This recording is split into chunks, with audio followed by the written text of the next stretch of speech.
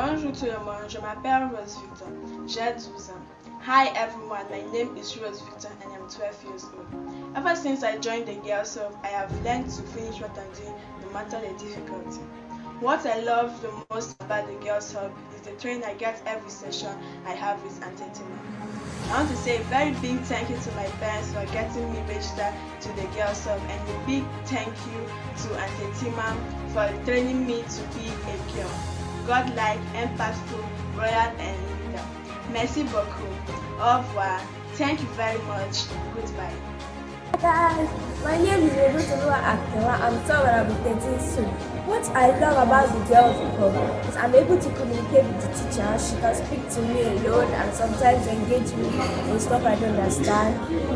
Like unlike some other classes that I've been to that only the teacher gets to speak. I'm really grateful for my mom for adding me to this class. I've really enjoyed it. And I'm grateful to Auntie Etima for being a very nice coach. Bye! My name is Efriyewe Lawrence Rukewe. I am 13 years old. Joining the Girls Hub has improved my reading abilities and my morals. One thing I've learned is to try and avoid procrastination if I want to achieve my goal. I want to say a big thank you to Auntie Tima and my parents who have given me this opportunity. Good afternoon. My name is Madi Maraki. I am 14. Ever since I joined Auntie Tima's class, I have learned the importance of journaling and writing about my day and my experiences.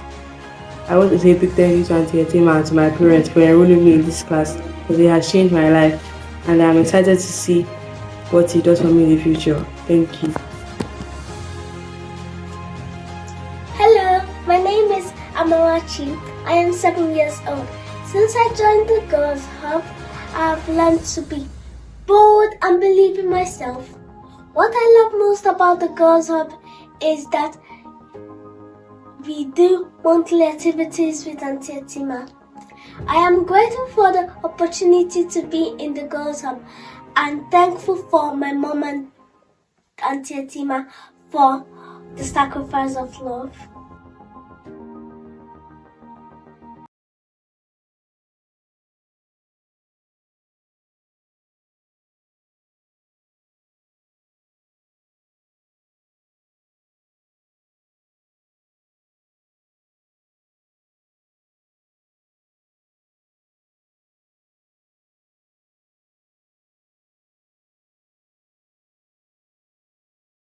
My name is Akinade Ifeoluwa. I am 14 years old.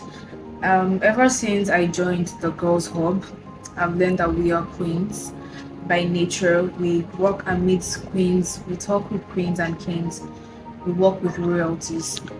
One of the things I love most about the Girls Hub is that Auntie Etima organizes meetings, both on-site meetings and online meetings. Personally, it means I get to meet new people, make new friends, and I get to explore around the world. I want to thank Auntie Tima for investing this time of her life in the life of teenagers, because I know it's not easy. So I want to thank her for all her good works, and I pray God shall continue to bless her. I also want to thank my parents, because I know it's not easy for them to invest in my life, to be able to be in the Girls Hub program. It's not a small thing. So I want to say thank you to my parents, a big shout out to Auntie Tima and my parents. I love you guys. My name is Precious Chukwemeka. I'm 20 years old. Since I joined the Girls Hub, I've learned to be calm, I've learned to be disciplined, I've learned to know the kind of girl am I and the potential I carry as a girl. What I love most about the Girls Hub is that it's an online mentoring program that helps teenage girls to know who they are, that helps teenage girls to know the potential they carry, that helps teenage girls to know that they are born as queen by nature. I'm grateful to my parents for giving me this privilege and for sacrificing all they have to make sure I'm among the Girls Hub. And I'm grateful for Auntie Tima for a word of encouragement, a word of advice, and I pray that the grace that is upon her will never go dry, that she will continue the journey to the end. Love you, Ma. I love you all.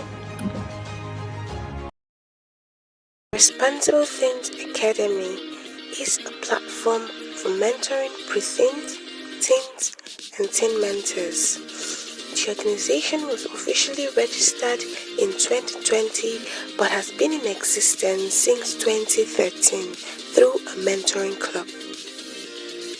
The founder of the Responsible Teens Academy, Etima Ume, observed a huge gap with the age group in terms of knowledge, guidance, accountability, and lots more. Through products and programs that transform participants, her team and her have succeeded in contributing to the emergence of the responsible adults who are blazing the trail and setting the pace globally. Many of our mentees are now peer mentors, youth leaders, and entrepreneurs. The Responsible Teens Academy caters for its participants within and outside Nigeria.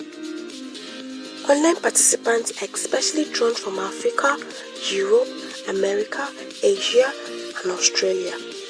Mentoring sections are categorized in an age-appropriate manner, and gender sections are inclusive. Our vision: to raise a generation of youth who are example to others in worth, faith, purity, and purpose. Our mission: raising champions by coaching, training, and mentoring teenagers to responsible adulthood. Our core values: spirituality, self-development, self-leadership, responsibility, and accountability.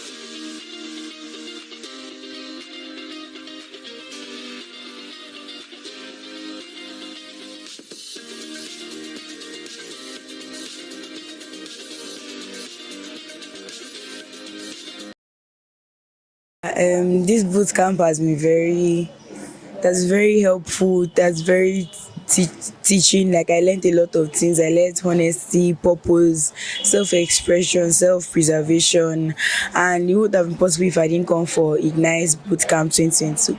I want to thank Auntie Etima, Auntie Folake, and their team for making this possible, and my parents for bringing me and paying the amounts and bringing me here despite this country's situation. I want to give God all the glory for making it possible.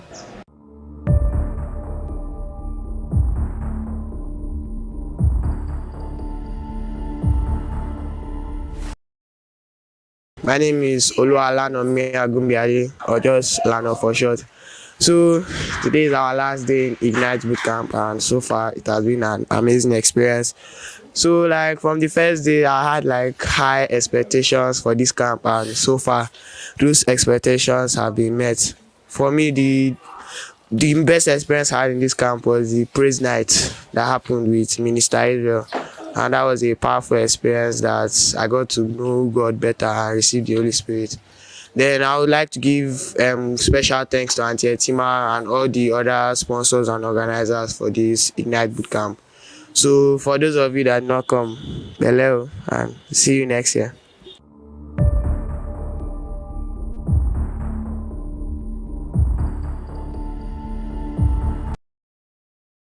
Chimele Kelvin Onoye, and I think this camp has been like a really interesting and spiritual encounter with God. I've learned a lot about self-control, anger issues, and I think it's a really nice place for your kids to come and learn more about God. And I think Auntie Etima really did a nice job trying to like make all the children happy. Thank you.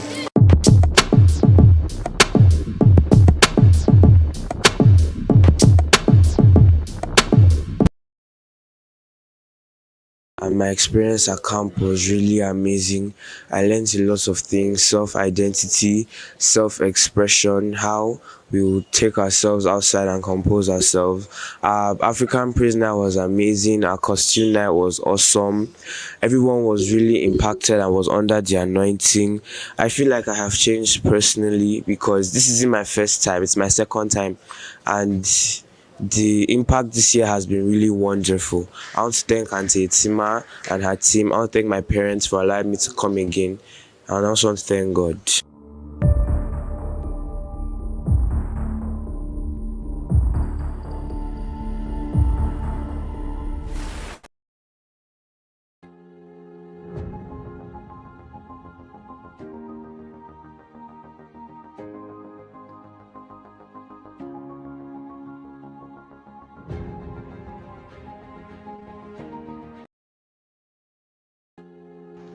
Bonjour tout le monde, je m'appelle Rose Victor. J'ai 12 ans. Hi everyone, my name is Rose Victor and I'm 12 years old. Ever since I joined the Girls Club, I have learned to finish what I'm doing no matter the difficulty. What I love the most about the Girls Hub is the training I get every session I have with Auntie Tima. I want to say a very big thank you to my parents for getting me registered to the Girls Hub, and a big thank you to Auntie Tima for training me to be a girl. Godlike, impactful, royal and leader. Merci beaucoup. Au revoir. Thank you very much. Goodbye. Hi guys, my name is Olua Aktewa. I'm 12 and I'll be 13 soon. What I love about the Girls Club is I'm able to communicate with the teacher. She can speak to me alone and sometimes engage with stuff I don't understand. Like unlike some other classes that I've been to that only the teacher gets to speak. I'm really grateful for my mom for adding me to this class. I've really enjoyed it. And I'm grateful to Auntie Etima for being a very nice coach. Bye! My name is Efriyewe Lawrence Rukewe. I am 13 years old. Joining the Girls Hub has improved my reading abilities and my morals. One thing I've learned is to try and avoid procrastination if I want to achieve my goal. I want to say a big thank you to Auntie Etima and my parents who have given me this opportunity. Good afternoon. My name is Madam Mayaki. I am 14. Ever since I joined Auntie Etima's class, I have learned the importance of journaling and writing about my day and my experiences. I want to say a big thank you to Auntie Etima and to my parents for enrolling me in this class, because it has changed my life and I'm excited to see what it does for me in the future. Thank you. Hello, my name is Amarachi. I am 7 years old. Since I joined the Girls Hub, I have learned to be bold and believe in myself. What I love most about the Girls Hub is that we do monthly activities with Auntie Etima. I am grateful for the opportunity to be in the Girls Hub and thankful for my mom and Auntie Etima for the sacrifice of love.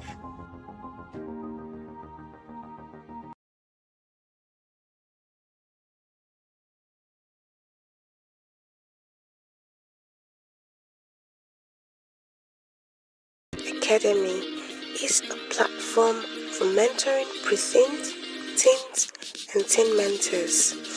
The organization was officially registered in 2020 but has been in existence since 2013 through a mentoring club.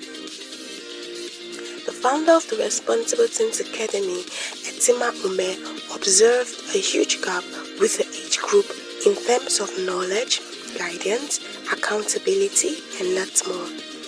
Through products and programs that transform participants, her team and her have succeeded in contributing to the emergence of the responsible adults who are blazing the trail and setting the pace globally. Many of our mentees are now peer mentors, youth leaders, and entrepreneurs. The Responsible Teens Academy caters for its participants within and outside Nigeria. Online participants are especially drawn from Africa, Europe, America, Asia, and Australia. Mentoring sections are categorized in an age-appropriate manner, and gender sections are inclusive. Our vision: to raise a generation of youth who are example to others in worth, faith, purity, and purpose.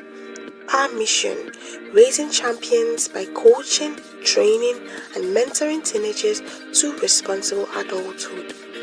Our core values: spirituality, self-development, self-leadership, responsibility, and accountability.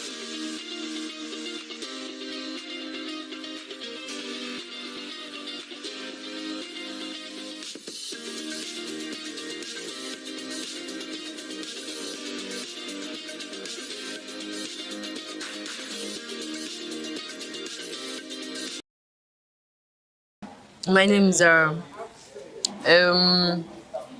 Ignite Bootcamp 2022 was very enlightening. It really touched my heart.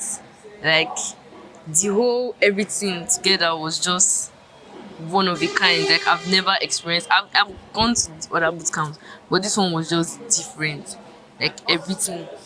But what stood out for me was the class on self-expression, because I know that it's not only me that has like had problem self-expression now. So I know that that class was a really big help to all of us.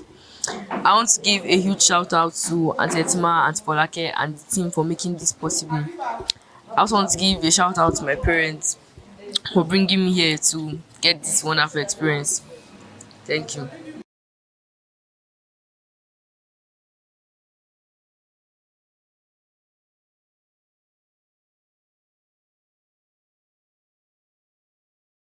He told me, and my experience at the camp has been wonderful. We have had different spiritual activities that has brought us closer to God. I want to thank Auntie Etima and her crew and my parents for allowing me to go for such a camp like this. And my parents definitely see a better me when I get home. Thank you. My name is Somajina Zikiri, and I've had a very fun and fulfilling experience at the Ignite camp. Um, I have been I have been changed spiritually, emotionally, and I want to thank Auntie Etima for providing a platform for teenagers like us to grow. Thank you. My name is Alda, and I'm a member of the 2020 Ignite Bootcamp. It has been a wonderful experience for all of us here. Lots of spiritual activities, lots of sports and dance and every other thing that we've been doing here. I want to thank every parent, mentor, and Atetima, our commandant, for providing this means for teenagers, because a lot of teenagers are out there not doing anything. So I just really want to thank her for this opportunity to come to a camp and be really blessed in God's presence.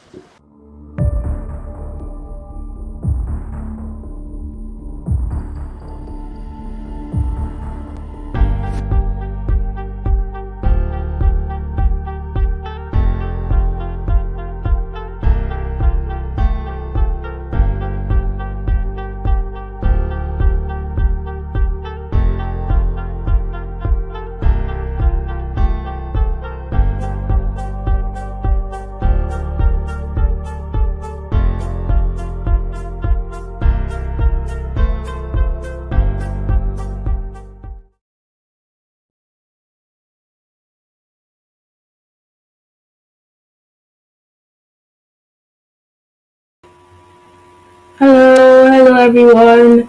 Welcome to the second day of the Global Teens Conference 2023. It has been so good doing this with everyone. I thank all of you for being present yesterday and being here today. Yesterday was so good, and I learned so many things about my talents and how to maximize them. The lessons were very impactful, and I'm definitely sure I'll be putting a lot of things into practice. My name is Dara, and it is so nice to be here with you today. I'll be moderating with Stephanie and Dion today. Stephanie and Dion, how are you guys feeling about today? We're very good. Hi. How was Hi, your my name is yesterday? Dion. I agree, yesterday was an amazing session.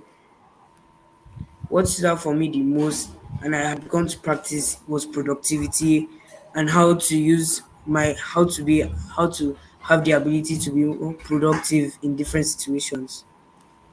Yeah, yeah, that's true. Cause um most times we have so many things to do, and we need to learn to manage our time and fix ourselves to get things done. I learned so many things, because especially about the talent part of it, because I know I have so many things I like to do and I can do, but then she said something about talent not being the only factor for us to succeed. I was kind of confused at first, but then after I listened to her talk, I was like, oh, that's so true. I need to talk to myself positively. I need to get those negative thoughts out of my head so I can move on. Stephanie, how are you? How are you doing? What stood out for you yesterday? I'm fine, and like you and Jen said, I love the part about the productivity and how you can manage your time and how you have to like get a lot of things done. And I also like the part about the talent and how it's not only the talents that matter. You need to know how to use them. You need to know what your talents are. Yes, yes, that's so true. I'm aware that you're writing a book from like the Girls Hub and everything. Can you give us a little bit of your experience and tell us a bit of what has been going on with your book? It's a bit stressful. I've been like on and off on it, trying to like gain inspiration and like I think the best part about knowing when you're writing a book is that you can't force yourself to write. Because if you do, then you can like get your story, of course. But it's been an amazing experience. I really love this journey, and I know like for some people out there who want to start writing a book, I would say you should plan it out first and not just jump into it because if you do, then you can like just lose your momentum like in the middle of it. So yeah. Yeah, I totally agree because I still like writing, but I remember one story I wrote. I had this good storyline in my head, but then for some reason I didn't plan it out, and then I was like, it got messed up halfway. But I'm also writing a book now, not any serious thing, but I'm trying to plan more than I did the last time, so something more productive comes up. All right. Yes. So we are going to the first section of everything that we're going to be doing today. But before then, let us do our announcements. We have various announcements for today. Most of them will sound a bit like what you heard yesterday because it's almost the same thing. So the first announcement we have would be to get your writing materials, get your books, your pens, your highlighters, and if you need water, please get some water because you will need water. We are here till 9 o'clock, so yes. Second of all, please sit up straight. Don't lie down on your bed. You might sleep off. Please sit up straight.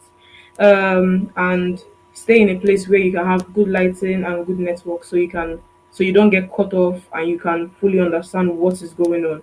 Stay away from noisy areas and from other distractions from maybe your TV or the internet or whatever. Focus on the meeting because you receive a lot from it. And finally, and very importantly, you need your parents or your siblings or anyone around you to take pictures of you in the conference for the conference album. Don't get left out. Everyone needs to participate and be shown in the album. So without further ado, let us get into our lesson. I'll call Stephanie would be the one to take the honors of inviting our first speaker. Yes, we are just as ready as our speakers. The next face that you'll be seeing is an amazing person, amazing speaker, and I hope you learn a lot from him. It's Uncle Emeka Oyenzi, and I promise you will learn so much from him. So let's stay around and just like watch him and learn from him. Mm-hmm.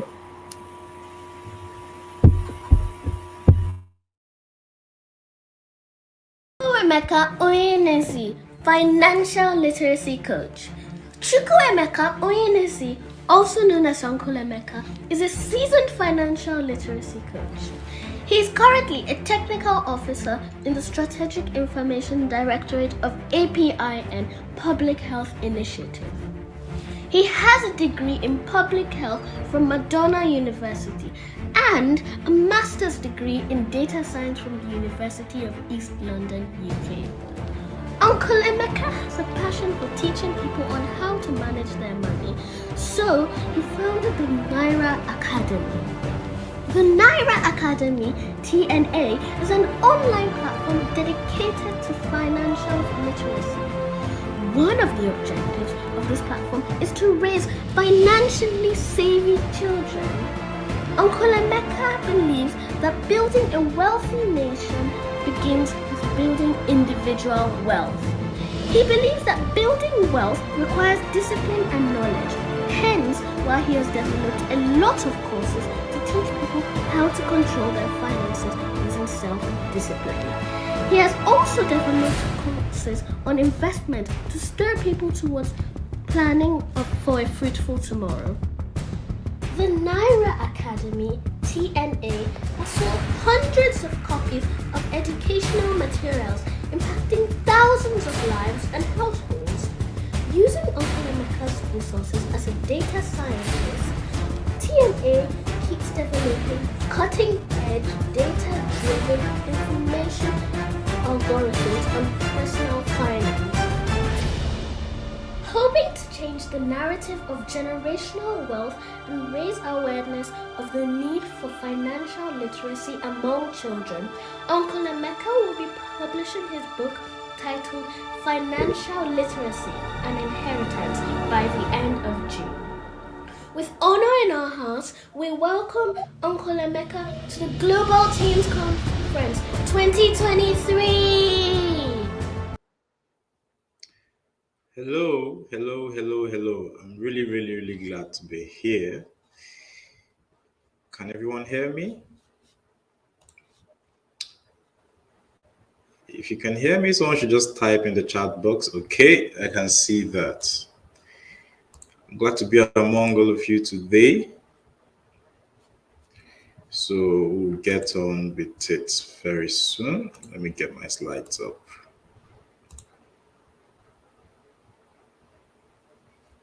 Yes, and the introduction was, I think I'm really highly elated by the introduction. Thank you very much for putting that together. Thank you.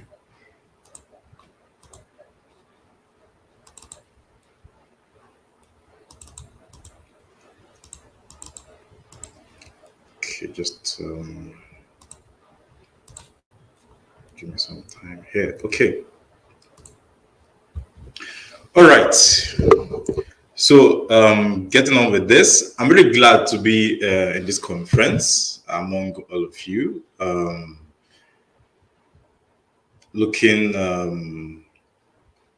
been looking forward to taking on this particular topic, and here we are today. So building a financial empire starts from teenage. Okay, just a minute. I think I have some messages.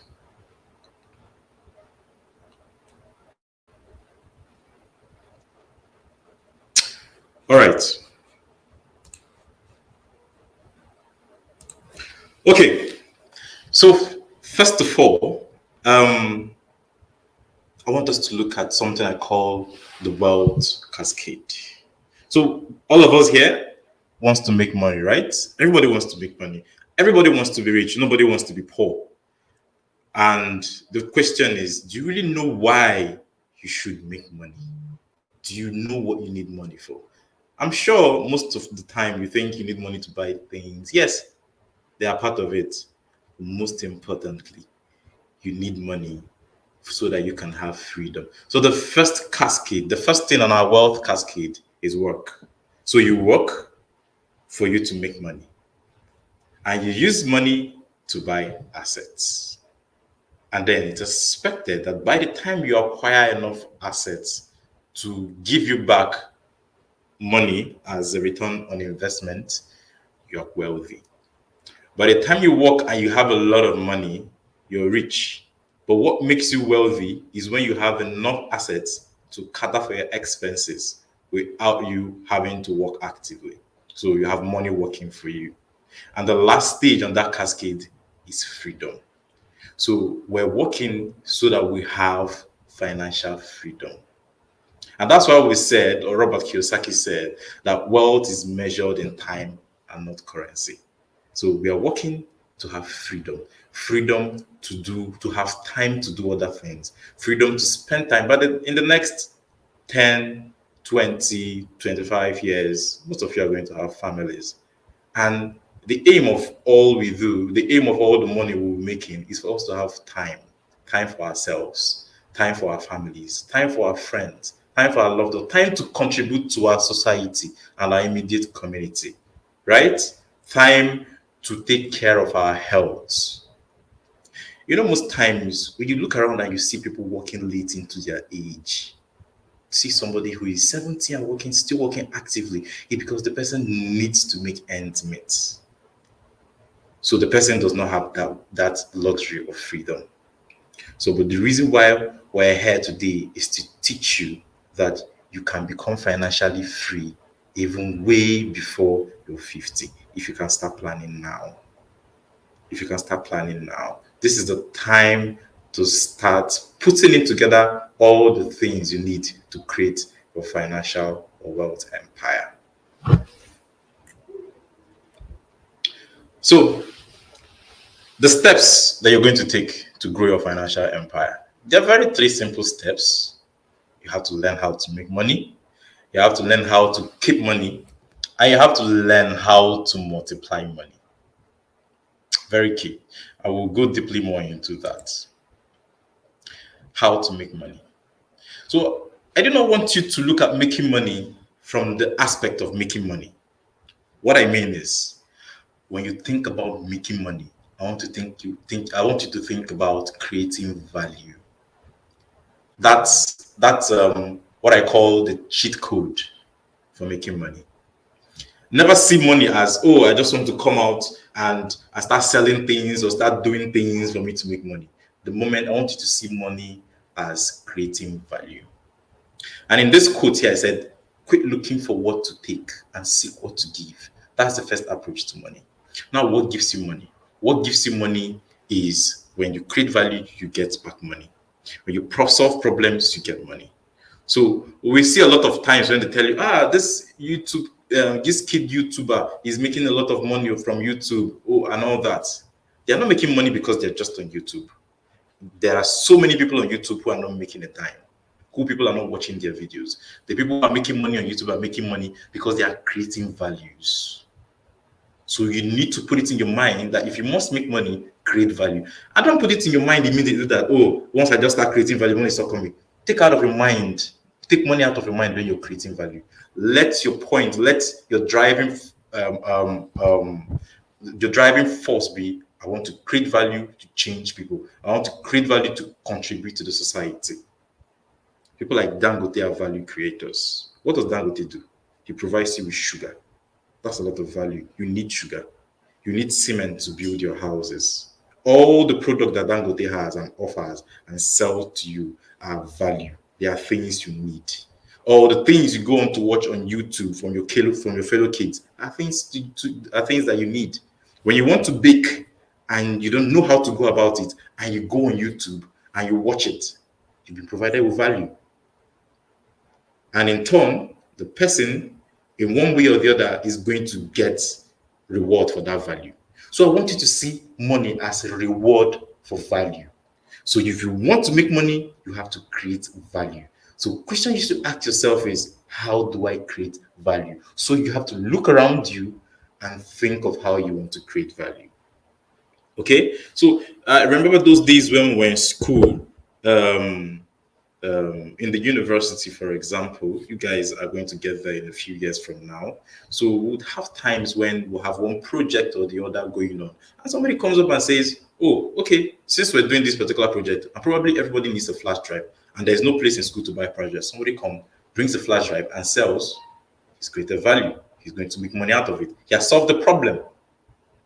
Just solve the problem. So problem solving, also, you in the process of creating value, you solve problems. And when you solve problems, you make money. So if you want to make money, you must learn to solve problems. Most of the times, some people do not want to solve issues. They don't like problem. No, I don't like problem. Or don't bring issues my side. No.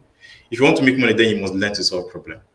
People like Dangote solved the problem of sugar and cement. And that's the reason why he's the richest man today. Dangote just solved the problem of refining crude oil in the whole country. He has the largest single train of crude oil refinery in the world right now. So for a long time, we've not had any form of functional refinery in Nigeria. And Dangote has solved that problem. Do you know what it means? It means that Dangote is going to make a lot of money from that. There are people in those days, I remember when we were in school, used to sell very simple things. They could even be selling notebooks in the hostel. You know, that's them solving a problem, saving you from walking down to the shops, wherever, how far they are, for you bring it close to your doorstep for you to buy them. They've solved the problem and you're paying them for it. So have this in the back of your mind. Money making is not about, oh, I just want to wake up and make money. Money making is about problem solving. So if you can't solve problems, I'm sorry, you're not going to make money. You're just going to be there, but you won't make money. If you cannot create values, then you're not going to make money. Creating value, even writing is a form of creating value.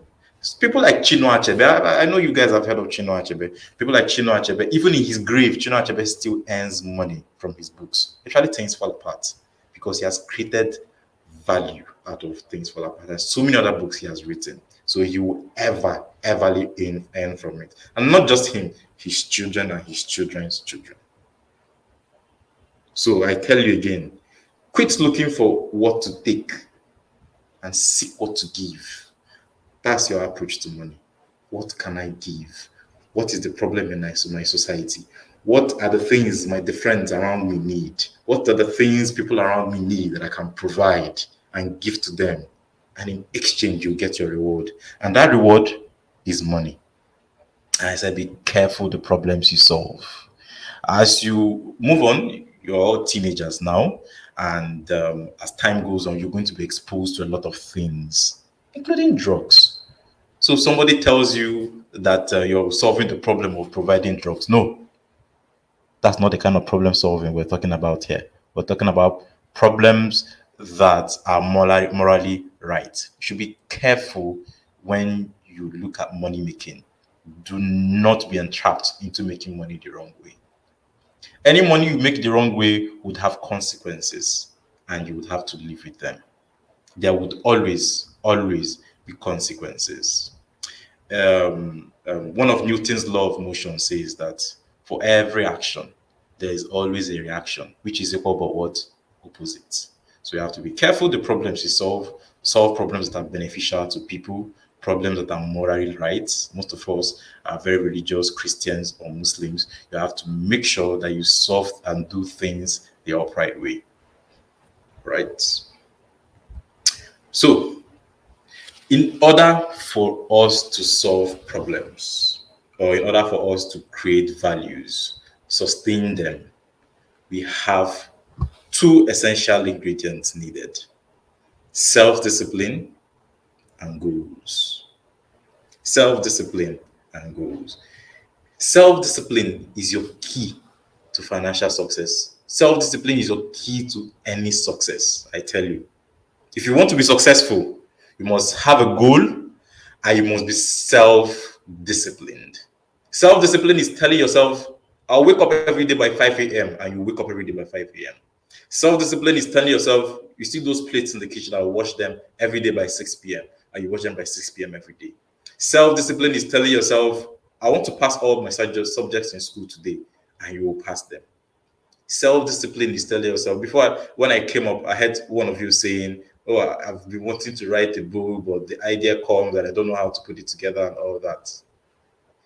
You need self-discipline to get it done. Self-discipline is telling yourself, you see this book, I'm going to write it and I'll finish it. So that's what self-discipline is. You know, intelligence isn't what you need to be successful. You need average intelligence. Sometimes you see very, very intelligent people, but they don't come out tops in class. Or somehow along the way, they just miss it. It's because they don't have self-discipline. Self-discipline is what keeps you on the path of your goals. But you must have a goal. A goal is a purpose that you've set out for yourself. It's an achievement that you've told yourself that you would have to bring forth to fruition. Okay? So when you tell yourself, I want to be a doctor, that's a goal. When you tell yourself, I want to be a big entrepreneur, I want to make money like Dangote, that's a goal. But there are steps also to achieving goals. There are big goals and there are smaller goals that will help you. There's something we call macro purposes and micro purposes. So a goal is the same thing as purpose, like I told you. Now, you have micro purposes and you have macro purposes, right? So when you say, for example, I want to be a doctor, that's a macro purpose, that's a big purpose. But now you would have to have smaller purposes that you would use to achieve your macro purpose. For example, the person that wants to write a book. So writing a book is your macro purpose. So you need to have smaller purposes to achieve that. So one of them could be reading other books, reading other related books that would help you, that would give you insight as to what to write in your own book. So you give yourself a target. I want to read 5 books in the next 3 weeks. And that is your micro purpose, because the aim of that purpose is to achieve your overall objective, overall goal, which is writing your own book. Right? You can also tell yourself, I want to be a medical doctor in the next, let's say, 15 years. And you start planning towards it. You start studying. By the time you get into university, all the courses you're going to take to help you to become a medical doctor or a physician, those are your micro purposes. They are small purposes. Your small purposes come together to help you achieve your big purpose. So having a goal is essential, and this is the age that you must pick a goal. You can't be at this age and you do not have a goal. Not just having a goal. Goal setting goes beyond telling yourself, "Oh, I want to make money." No, that's not goal setting. Goal setting is breaking down those goals. Tell yourself you want to make money. You break down, how do I want to make money? Planning is part of goal setting. Right? So you have to plan how you want to achieve it. You have to set targets for yourself at every time. Even if you don't meet those targets, you can always shift the timeline to achieve your goals. But surely you must have a goal. So the question now is, do you have goals? What do you want to achieve in the next 5 years? What do you want to achieve in the next 10 years? When you choose those goals, or if you have them already, then you now need self-discipline to get you there. If your goal is to make money, is to have money, remember I told you that creating value and solving problems is the way to make money. Now, if your goal is to make money, then you must also plan on how you want to achieve it. So if you also want to, if your immediate goal right now is that you want to go through school, you want to go through the academics, then you have to also have a plan how you want to achieve and come out best in your endeavor. I've seen so many people, so many brilliant students who have fallen way behind just because they didn't have the discipline to carry them on. And this is the age where you discipline and set your disciplines and set your timelines and set your purpose and your goals. But to achieve any goal or purpose, we need discipline. You see the poor people, some people who you see on the streets who are poor, it's not because they are not intelligent. Most of you are not smarter than them. Most of us are not smarter than them. Most rich people you see are not smarter than them. The only thing they lack is the discipline to carry on. When you start something and you stop along the way, it means you lack discipline. So you need discipline to start, and you need discipline to take you to the end. And that is the way you can be successful. Not just financial success in anything. If you look at the life of everybody who has made it, who has been successful, one thing that is common among all of them is discipline. Goals and discipline. They had a purpose, they went after it, they were disciplined, they stayed on the course of what they wanted to achieve, and they eventually got there. So it's key that you must have these two things. So have it at the back of your mind that self-discipline is your key to financial success. Self-discipline is what can make an average student come out tops in class. It's not brilliance, it's not intelligence. Self-discipline. Self-discipline is what can make somebody who comes from nothing to become somebody someday. It's self-discipline. Self-discipline drives you above all costs. It drives you beyond all obstacles because you want to achieve it by all means. By all means, I don't mean through crooked ways. By the right way, I'm doing the right things. Up next, I'm going to tell you 2 stories that teaches us self-discipline and goal setting. So I'll start with the story. Most of you have heard this story of the ant and the grasshopper, I am sure. So it's an old folk tale. So the ant you see in this picture is carrying seeds. The grasshopper is playing his guitar or banjolin that looks like a banjolin. So during the summer, there's a time for harvest. The ants will usually go into the field, pick seeds, store up in their holes, waiting for the winter period. They store up food in the time of summer so that they will have what to eat in winter. But also during that summer, the grasshopper is playing around.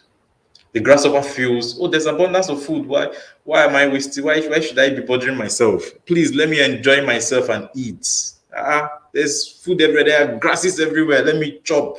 You know, there's no bother at all. So the grasshopper does not prepare for eventualities. He does not prepare for tomorrow. Or might be that he was just procrastinating. I will do it for now. There's still food. I'll do it. And before you know it, winter comes up upon him. And when winter comes, the grasses are gone. They are all covered in snow, like you have it in some regions of the world. They're all covered. The grasses are all covered with snow, and there's nothing to eat. And at that time, the ant, which has been a diligent worker, which has been a preparer of tomorrow, has bountiful of seeds and grass to eat, stored up in his hole or sometimes in his hill, as you may have it. Now, what's the lesson there for you to learn? It is not intelligence. The ant was not more intelligent than the grasshopper. They were both intelligent. The grasshopper knew that he needs food to survive, but the grasshopper did not have the discipline to store up food for later. The grasshopper was so lazy, he was not disciplined enough to plan for tomorrow. The ant, on the other part, was disciplined. He knows that I need to do this to survive tomorrow. I need to do this to prepare for tomorrow. So no matter what, he does not play, he prepares, he works. He works diligently because he is disciplined. It takes discipline to be a diligent worker, and it takes discipline for you to reap the fruits of tomorrow. That's the difference between the two of them. They both had goals. Yeah, the grasshopper, his goal, the goal of the grasshopper and of the ant is to survive, to eat. That's their goal. But the ant followed up with his goal and made sure that that goal of eating was sustained in the winter period. The grasshopper did not do the same because he was too lazy and he procrastinated. And before he knew it, winter came upon him. So if you must achieve your goals, then you must plan towards it. The ant had a goal. He planned towards it. And he executed his plan and he was successful. And that's how to be successful. In the world that we have today, what the ant has stored up is gold. If he decides to sell it, it's a lot of money. If you were to put it in real terms, in the real world, if you understand what I mean. So that's the story of the ant and the grasshopper, telling you that you would always need to have a goal, and you must be disciplined enough to follow up with your goal. The grasshopper, his goal of staying alive is in danger by winter. His goal of staying alive is in danger by winter because he didn't follow up with it. He was not disciplined enough to follow up with it. So are you disciplined enough to follow up with your goal? Will you be like the ant or will you be like the grasshopper? The other picture on the right-hand side shows True Spirits. Most of you might have heard or might have watched this movie, True Spirits, but this is one of the most inspirational movies that you can see. And if you've not seen this movie, you must watch this movie. It's a movie, if you're anything from age 7 and above, you can watch this movie. So True Spirits is about a girl named Jessica Watson. And this is a true life story. It's a girl named Jessica Watson. So Jessica, when she was 11 years old, Jessica, her mom, she read a book with her mom written by Jesse Martins. So Jesse Martins was the first person to voyage around the world on a boat unaided. He was the first person to voyage around the world, first youngest person rather, to voyage around the world unaided in a boat. He did that at the age of 17. When Jessica Watson read this book with her mom, she caught her purpose, she caught her resolve, and she told herself, Mom, you know what? I want to break this record. I want to do this by age of 16. She just didn't see it and stop there and felt, I don't think I can eventually do this thing. No. She said it, and her parents thought, maybe Jessica is just joking. No. It's not children, what they'll say. She was serious about it. So the next day, Jessica went to her parents and she had a list of the things that she needed to do to achieve this goal of being the youngest person to circumnavigate the world in a boat unaided, alone. As she said, by the time she was 11, it was a 5-year plan. She was going to do this and achieve it by 16. So Jessica wrote down all the things that she wanted to do, all the courses that she needed to take, all the knowledge she needed to acquire to achieve this. She just didn't have an aspiration. She had plans to achieve it. She had plans at age 12. I would have done this, I would have done that. By age 13, I would have done this, I would have done that. By age 15, I will set on my voyage. Jessica just did not plan the knowledge she needed to gain and the schools or places where she needed to get this knowledge. Jessica also went ahead to get a mentor. So Jessica walked up to an old, I won't call him old though, but I'll call him a veteran in sailing. His name was Ben Bryant. So she went up to Ben Bryant and told him, Sir, please, I would like you to be my coach. This is what I want to achieve. Ben Bryant didn't agree at first, and she kept persuading him. And eventually Ben Bryant was like, this girl, who is this persistent? Okay, I agree, let's do it. And that's how Ben Bryant became her mentor and her coach. Ben Bryant, remember, also was living in her vicinity. Okay, so Ben Bryant agreed, and they started the plan. And they started executing the plan, rather. She took all the courses. She took all the practices. It was a 5-year plan. There's no rush in achievement in life. If you really want to achieve, then you must realize that achievement takes time. And that's the reason why we're bringing this message to you today, because you're still young and you can still start. And the earlier you start, the better. She had a 5-year plan from age 11 and to achieve at age 16. So just before her 15th birthday, or after her 15th birthday rather, Jessica set out on this journey. And just a few days before her 16th birthday, spending 200 and something days on sea, Jessica came back, broke Jesse Martin's record, and became the youngest person to circumnavigate the world unaided in a boat. After that, Jessica wrote a book. She wrote a book about her experiences voyaging alone, and that book became the bestseller for a long time. It was a bestseller.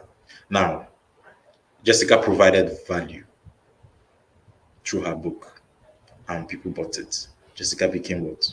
A millionaire. A millionaire.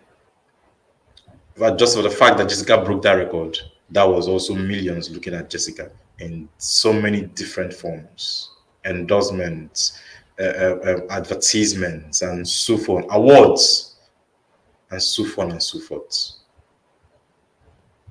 Okay, so that is to tell you what it takes to achieve. It takes you having a purpose, and it takes you following up with it.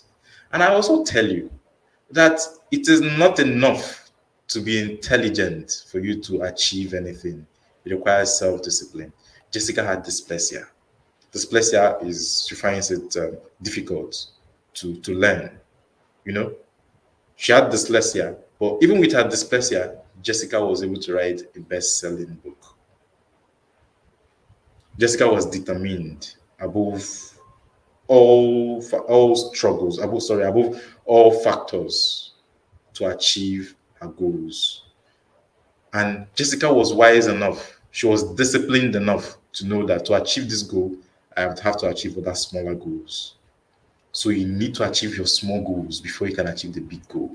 But bear it in mind that you need time. Do not be in a haste. Okay? Don't be in a haste to achieve.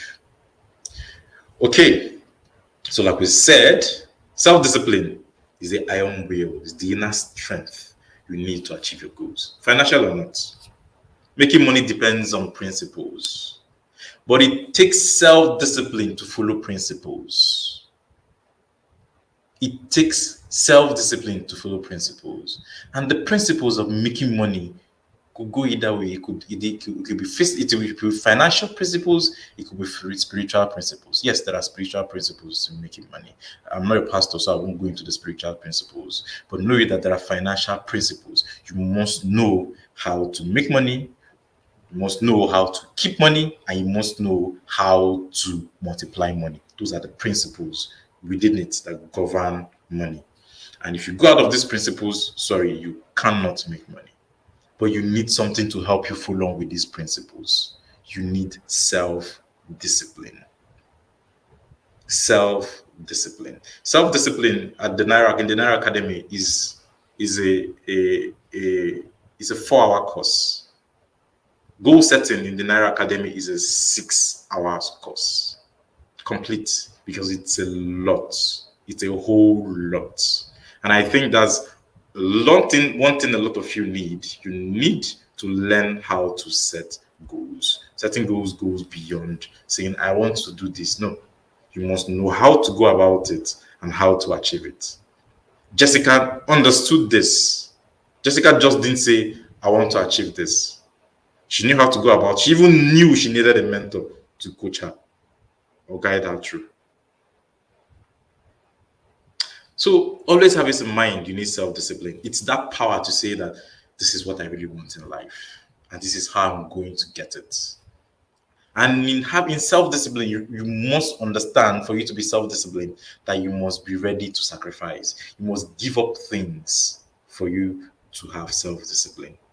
You must be able to sacrifice, because on the long run, it's going to be worth it. So the question, if self-discipline is so effective, why don't many people have it? Excuse me.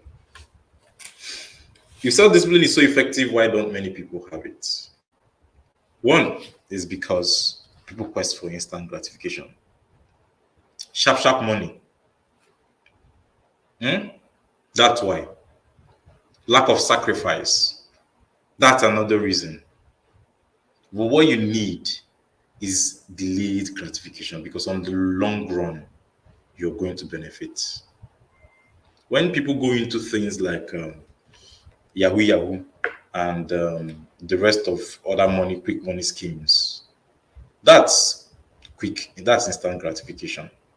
But when you take your time, when you plan out your achievements and follow through, knowing that you're going to make sacrifices, the sacrifices you're going to make is probably when others are doing some recreational activities. I'm not saying you shouldn't do recreational activity, you should, but you would have to sacrifice some. You will be busy.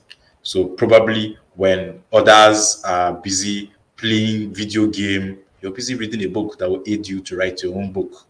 Probably when others are busy doing one thing or the other, you're somewhere, let's say you want to be a cook, you're somewhere in the kitchen practicing your cooking. But you must sacrifice if you must be self-disciplined. And people who lack sacrifice, who are not willing to sacrifice, lack self-discipline. People who are in the quest for instant gratification, who are in quest to make money fast, lack self-discipline. So I tell you again, like I told you at the beginning of this talk, that the key to financial success is self-discipline. That is not saying that talent and education and intelligence are not part of it, no. But they are not the sole keys to success. What brings all these things into play is self-discipline. You might be talented, very. You might be well educated, you might be very intelligent, but you won't be able to achieve your goals because you can't follow through to achieve them. You might be very educated and you will still be poor because you do not have the discipline to follow the rules of money, to follow the principles of money. For you to follow the principles of money and achieve your aim of making money, you need self-discipline. For you to be able to hold on to your talent and make good use out of it, you need self-discipline. For you to be able to use your education to make something meaningful, to create a value, and in turn get reward for your value at the end, you need self-discipline. Okay. So we've talked about the things that you will miss out on when you do not have self-discipline. You can't achieve anything. You can't accomplish anything that you desire if you don't have self-discipline. So self-discipline, it will even increase your self-confidence. It will give you strength to continue because you know you're disciplined. Even when you know that, oh, I might not be as intelligent as this person, but I know I'm disciplined enough. I'm more disciplined than this person, then you're strengthened. So self-discipline also gives you a new passion, makes you more energetic, and gives you more drive. Just like Jessica, just like the ants. It's self-discipline that pushes them. It pushes them, it pushes the ants to work for tomorrow. It pushes Jessica to circumnavigate the world alone. It's not an easy feat to be on a boat and pass through all the oceans that she did, pass through all the storms. Jessica had to pass through, at a point, she was faced by a 70-foot storm. It's not an easy feat. And she came through out of all of them. And she was an inspiration to other children, to other teenagers. So ask yourself, how can you become an inspiration to others?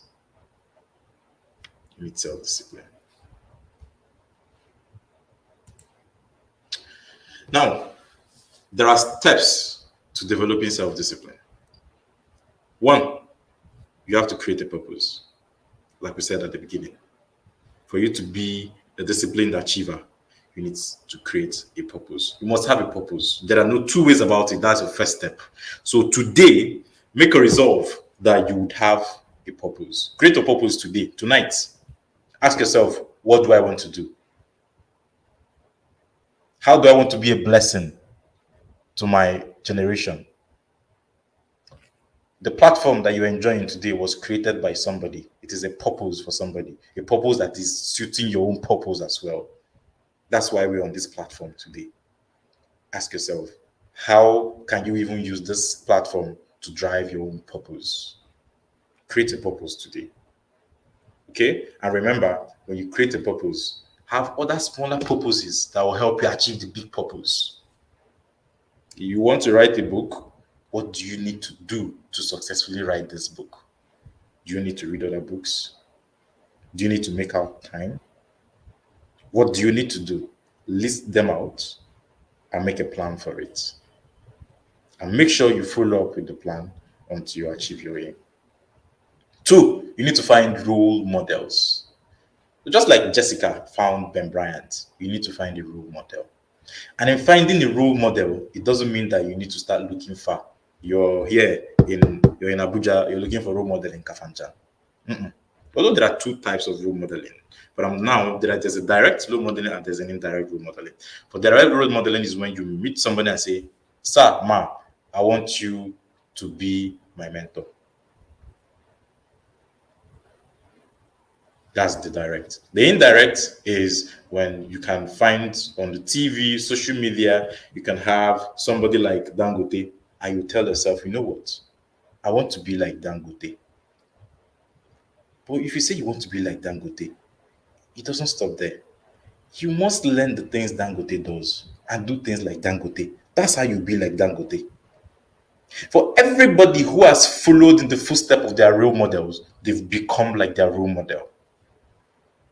So there used to be a general in the U.S. Army. I think his name, I can't remember quite well now. I think his name was Putz. I think General Putz. So he had a model. His model was Alexander the Great. So during the Second World War, all his tactics were the tactics of Alexander the Great. And you know what? He was as successful as, and even more successful than Alexander the Great. So you must have role models. When you come to football and you see stars, or you see stars like probably Ronaldo telling you, this person was my role model. I looked at him, I played like him, and I became better than him. So whatever you want to do, whatever you want to achieve, be it money, any form of success, you must have a role model. You must have a mentor. You must have somebody you look up to. When you look up to that person, do things the way the person does their things, and you achieve the same kind of success. If your role model is, let's say, for example, you want to be a medical doctor, and your role model is, forgotten the name of this famous surgeon who wrote Gifted Hands. Let's take, for example, let's put it in anonymous. If your role model is the most famous surgeon in the world and you want to be like him, so what you need to do is ask yourself, what does my famous surgeon do? What does my role model do? What does he do in the morning when he wakes up? What books does he read? What are his activities? You do everything he does. Read the books he has read.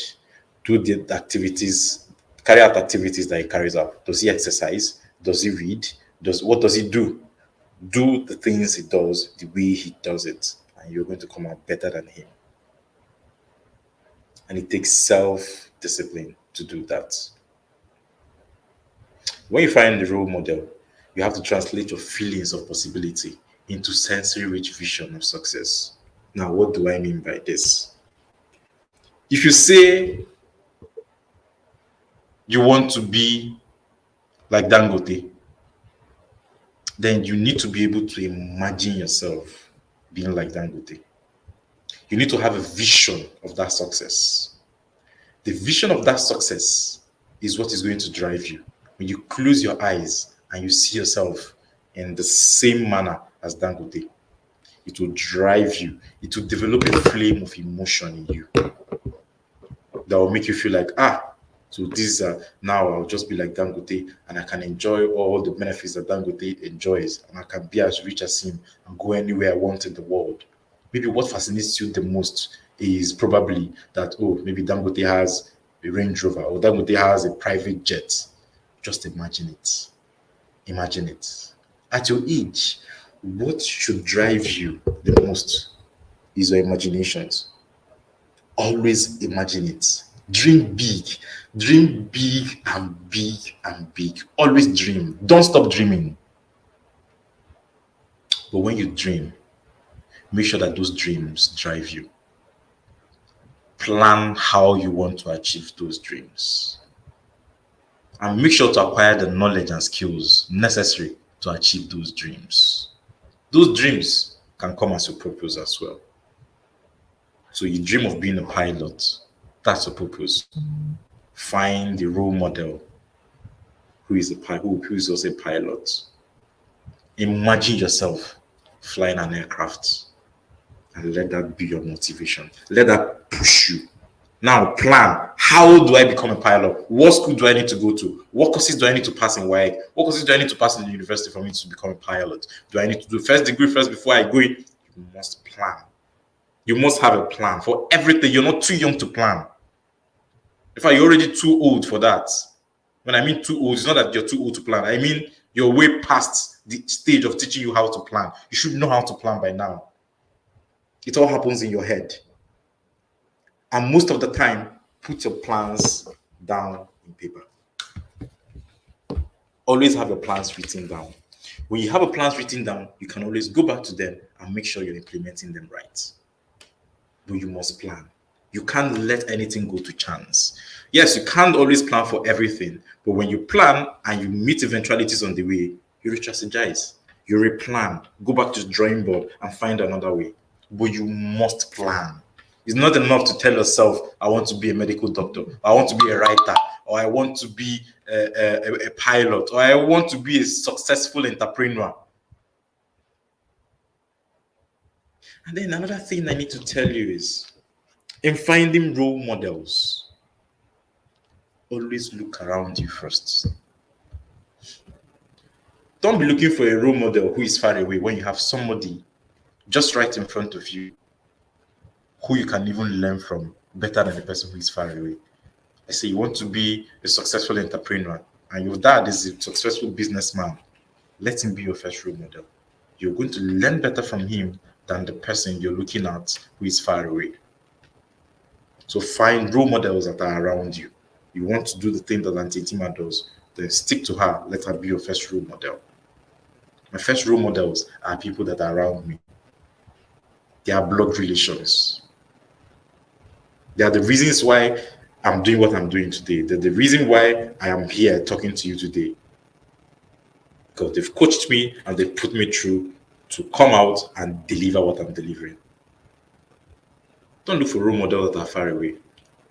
Yes, you can have role models who are indirectly your role models from the television, from magazines and all that. But your first role model must be people who are within you, who are around you.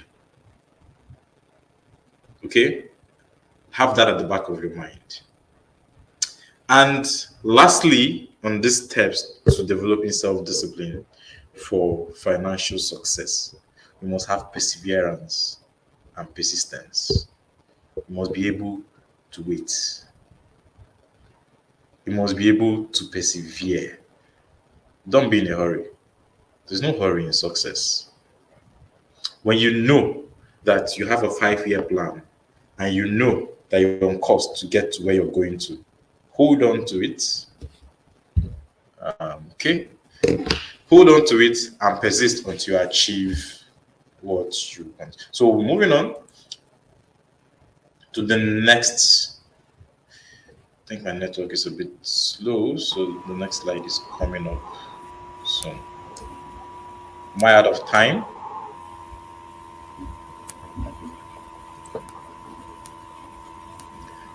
Okay, so moving on is how to keep money.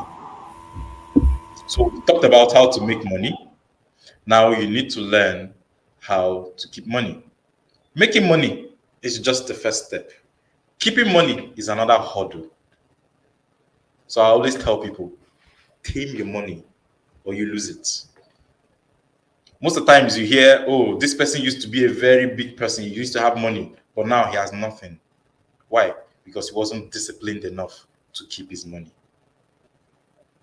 Good money habits and self-discipline is at the base of your financial literacy. If you don't have them, then you're gone. You're going to lose everything. So for you to keep money, you must learn to budget. You're not too young to budget, to learn how to budget. On the right hand side of the screen, you see where I wrote that lack of budget and free spending is at the root of your financial woes. You can make billions and spend them if you don't know how to keep your money. You can make billions and squander it all if you don't have a budget. So you must learn how to budget as you go. You don't spend and spend as budgeted. Avoid spending as you go. Everything you do, when they give you pocket money and say, oh, use this pocket money for this, or this is a pocket money, go and spend it as you like, you have to write a budget. You have to learn to start saving even from your pocket money. If you can't follow the financial principles of money making now, you can't make magic in the next 10 years. This is when you build those good money habits. And the first good money habit you have to start is budgeting. Budgeting means you tell yourself, out of my 10,000 naira allowance, I want to use 2,000 naira to do this. I want to use 2,000 naira to probably buy bango. I want to use 1,000 naira to do this, and I want to save 5,000 naira. Budgeting is telling yourself and writing down a plan on how you want to spend your money. It is a spending plan. You must do it. At the Naira Academy, we have a course for budgeting. In case any of you are interested, but you must learn how to budget. You must start now. A lot of times when in school, people come to school in those days and they give them money, and before the end of the term, their money is finished. They don't even know how they spent it. I'm sure it happens to some of you sometimes. You have money, before you know it, your money is free. You wonder, what did I do with this money? What did I do with it? Where did the money go? You spent it, but you don't know how. You don't know how because you didn't budget. You didn't plan it. And that's why I say planning is very important. So have this at the back of your mind. If you don't tame your money, you're going to lose it. The problem that most people have, in a few years' time, you will become adults. And the problem that most adults have, and even children of your age have, is that they don't know how to keep money. Making money is just the simple part. The biggest part is keeping it. Right? So these are some bad money habits you must avoid if you must learn how to keep money.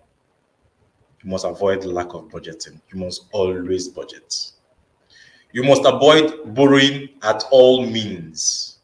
Yes, there's good borrowing, but I don't want to tell you about it now. You will get to learn about that later. But you must avoid borrowing for liabilities.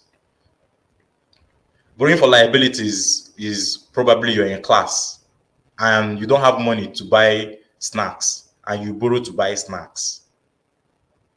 Or probably you want, let's say you want to buy video game and you borrow money to buy it. It's a liability. Anything that cannot give you money is liability. So if you're borrowing money, you only borrow money to make money. You don't borrow money to chop. But for now, have it at the back of your mind that you must avoid borrowing. Avoid borrowing. Live within your means. If what you're giving is 20,000, live with 20,000. If what you have is 10,000, live with 10,000. It's not too long before you start staying on your own, before you get into the universities for most of you. So you must learn now. This is the time you learn how not to borrow. If you start borrowing now, you will continue borrowing forever till you die. And it will ruin you, it will wreck you. And nothing wrecks like borrowing. Waste is also a bad money habit. Lack of discipline or undisciplined spending is a bad money habit. Money comes into your hand, it goes. You have no value for it because you feel the money just keeps coming. If you keep on like that, you can never make money. I'm sorry. If you're a waster, you can never make money. So at this age, most people feel that, oh, no, my parents have money, more will come even if I spend it. No. There will be a time when your parents can no longer fund your needs and you'll be on your own. And you keep wasting, you will ever be poor. Ever. So you must avoid waste. And for you to avoid waste, you must avoid waste with all things. Practicing to avoid waste starts with practicing to avoid wasting food. If you would waste food, you waste money. Also, another bad money habit is poor savings culture. Like I said earlier, you must learn to start saving now. But you're not saving because you just want to keep the money. You're saving because you want to have leverage to invest. So not investing also is a bad money habit. So on the right hand side of the screen, I said, if you can't save money when you earn little, trust me, you will hardly save when you earn much more. Spending is a habit. When you have that habit, you will most likely go on with it for a lifetime. So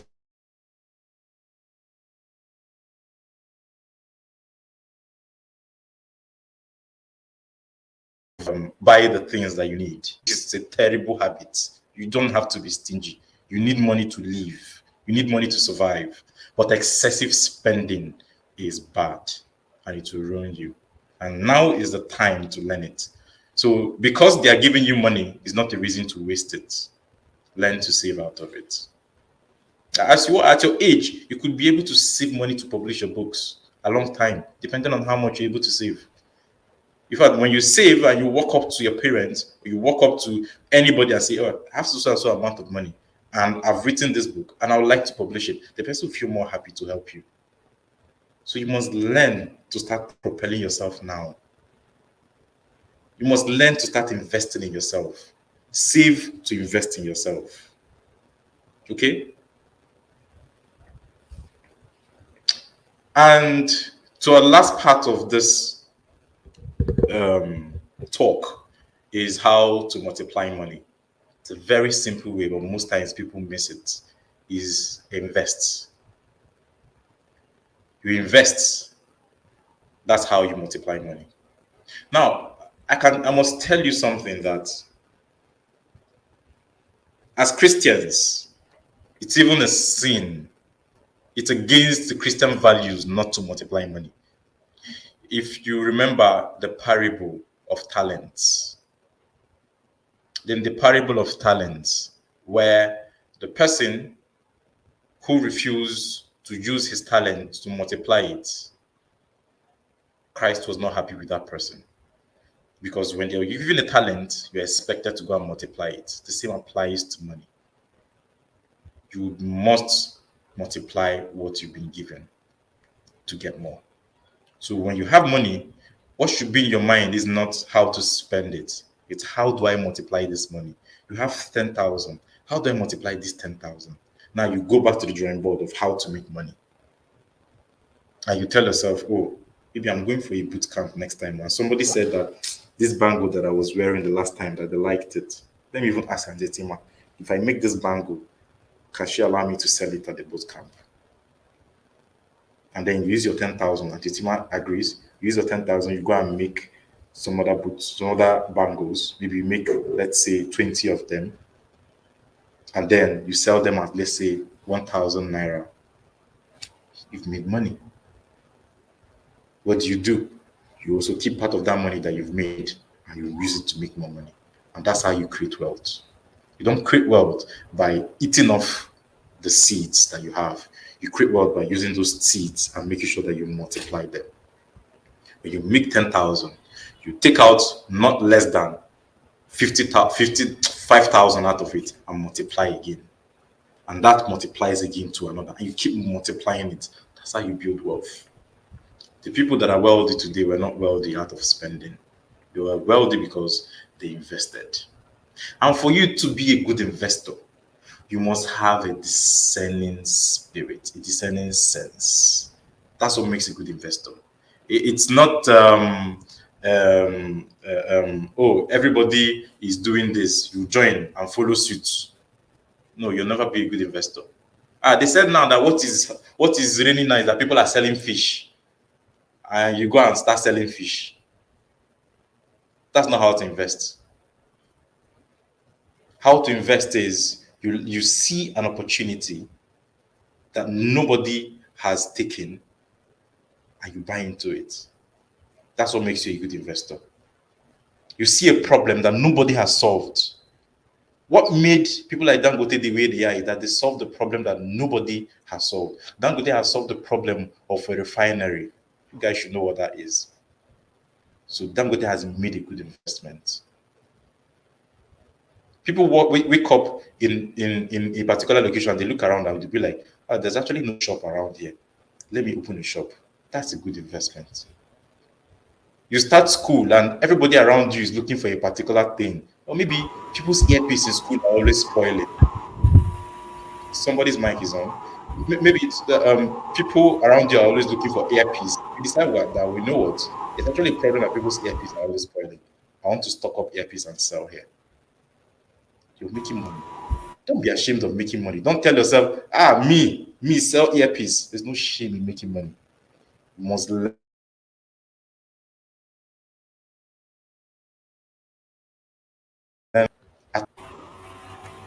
Okay?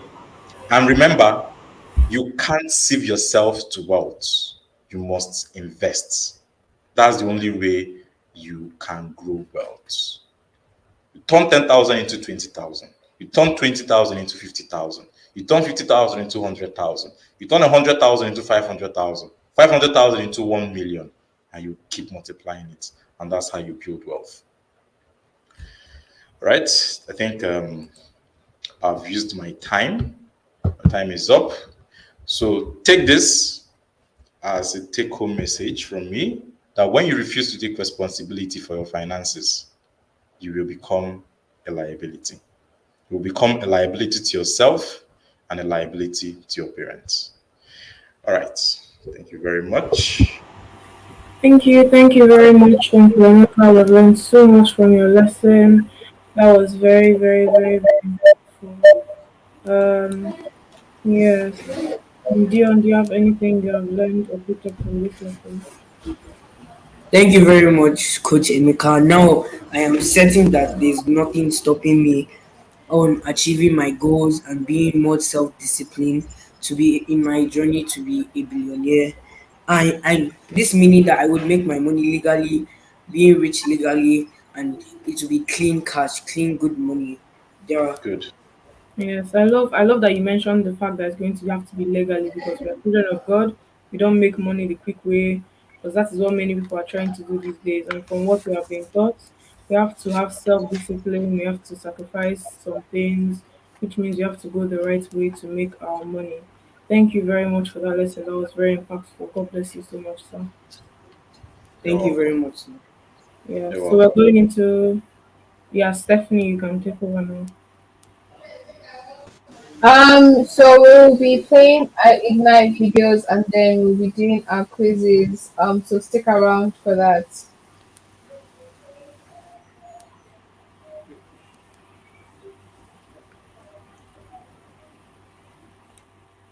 My name is Ignite Bootcamp 2022 was very enlightening. It really touched my heart.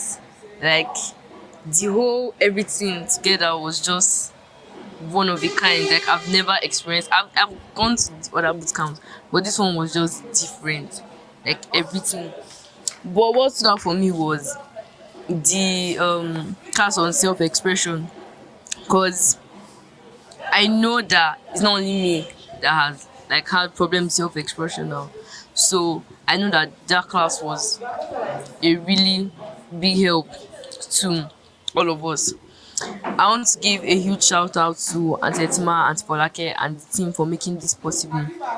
I also want to give a shout out to my parents for bringing me here to get this wonderful experience. Thank you. To the quiz show! Can you guess the world's most popular brand logos in only 3 seconds? Let's find out in Guess the 100 Logos quiz. Keep your eyes peeled. This is going to be tricky.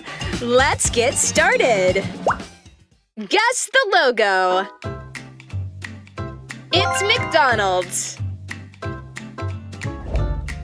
Guess the logo. It's Apple.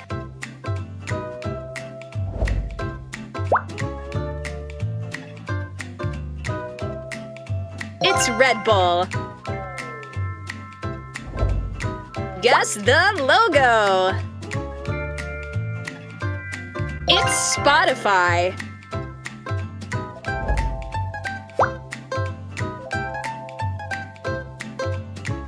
It's Pepsi. Are you enjoying this video? Let us know with a thumbs up. Guess the logo. It's Snapchat.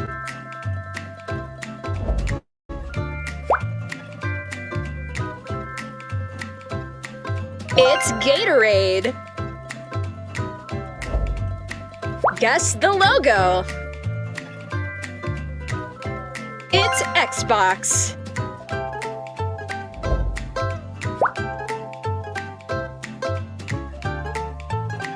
It's Starbucks. Guess the logo. It's Mr. Beast. For more great quizzes and games, subscribe to our channel, The Quiz Show. We promise fun.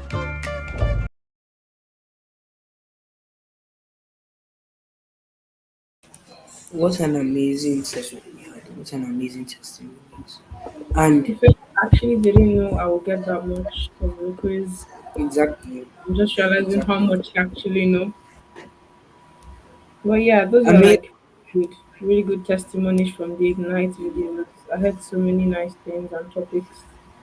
Yes, that we learned. yes, yes.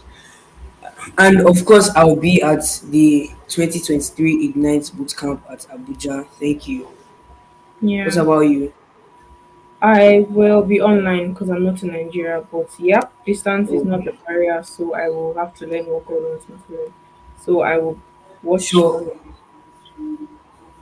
Yes, sure. I'm And I sure. hope more people will want to come because it Yes. will be very fun. Like 2022 was very fun. It was awesome. No, I wasn't there, but from the testimony, it seems very, very fun. Yeah, thank you. Yes. Okay, we are going to be inviting the very last speaker of the whole conference, and for today, our very own spirit filled, God fearing, amazing Auntie Etima. She's going to be ministering to us, and I hope and I know that God is going to speak to you in different ways. You're going to listen to her bio, and then the next face you'll be seeing will be hers.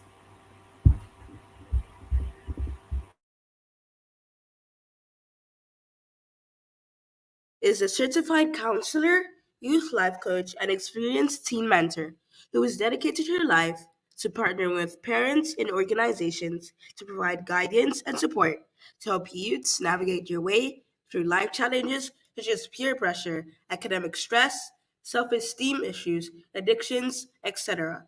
For almost 20 years, she has trained, mentored, and coached teens in an empathic, non judgmental, practical, and humorous way to achieve their goals and strive to grow into responsible, purposeful adults. Her ability to understand and connect deeply to teens around the globe has endeared many teens, families, and institutions to her.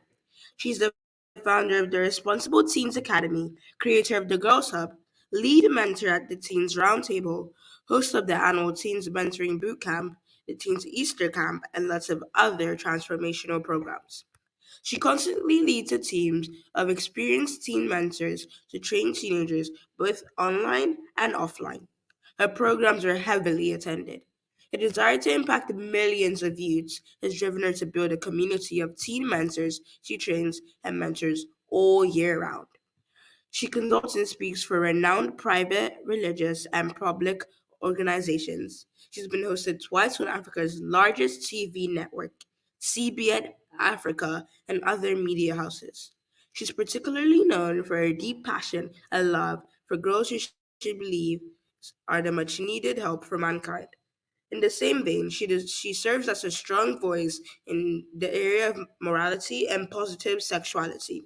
Her bestseller, Maintain Your White, has sold thousands of copies within and outside Nigeria. She's the spiritually intelligent teenager, Sex Proof Your Home, and some of her many resources impacting the world. Her materials are available on Amazon and all over Nigeria. Auntie Atima, as she is fondly called, is married to Matthew Ume, an original Odogu. Together, they run Witty Minds Family Bookstore and are blessed with three amazing teenagers. With honor in our hearts, we welcome Auntie Atima to the Global Teen Conference 2024. Yes, yes, yes, yes, yes, yes, yes, yes, yes. Yes, yes, yes, yes, yes. Yes, yes, yes. Atetima is live at the Global Teens Conference, and I am so excited. I'm taking this session right now, and I'm going to do it standing. I'm doing it standing because I want you to understand how important it is for you to get on that stage. I'm talking about the world stage. You are not a local champion. Now, I have rules for my class. You already know that I am a commandant, right? By the way, I'm a queen mother. And can I see the girls in the girls' hub in the comment section? I want to see you send me some love, my girls. Thank you so much for allowing me mentor you all. I love you so much. I say it in front of the world that I love all my girls at the girls' hub. Don't be jealous. If you want me to love you this much, join us at the girls' hub. And next, following after my girls, are all the members of the Teens Mentoring Bootcamp Ignite. Let me also give you a shout out. Thank you so much, and thank you to all your parents for getting you into this community. Can I have my slides, please? Okay, so this is serious business, and I want you to understand that God has created you for a purpose. Right? I can see the girls in the comment section. Thank you so much. And please, I don't want to see any chat that is not related to what I am saying. So if you break my rules, I'm going to call your name and everybody in the world is going to hear that you broke my rule. Somebody's asking, when are we finishing? That's the first offender. Don't do that.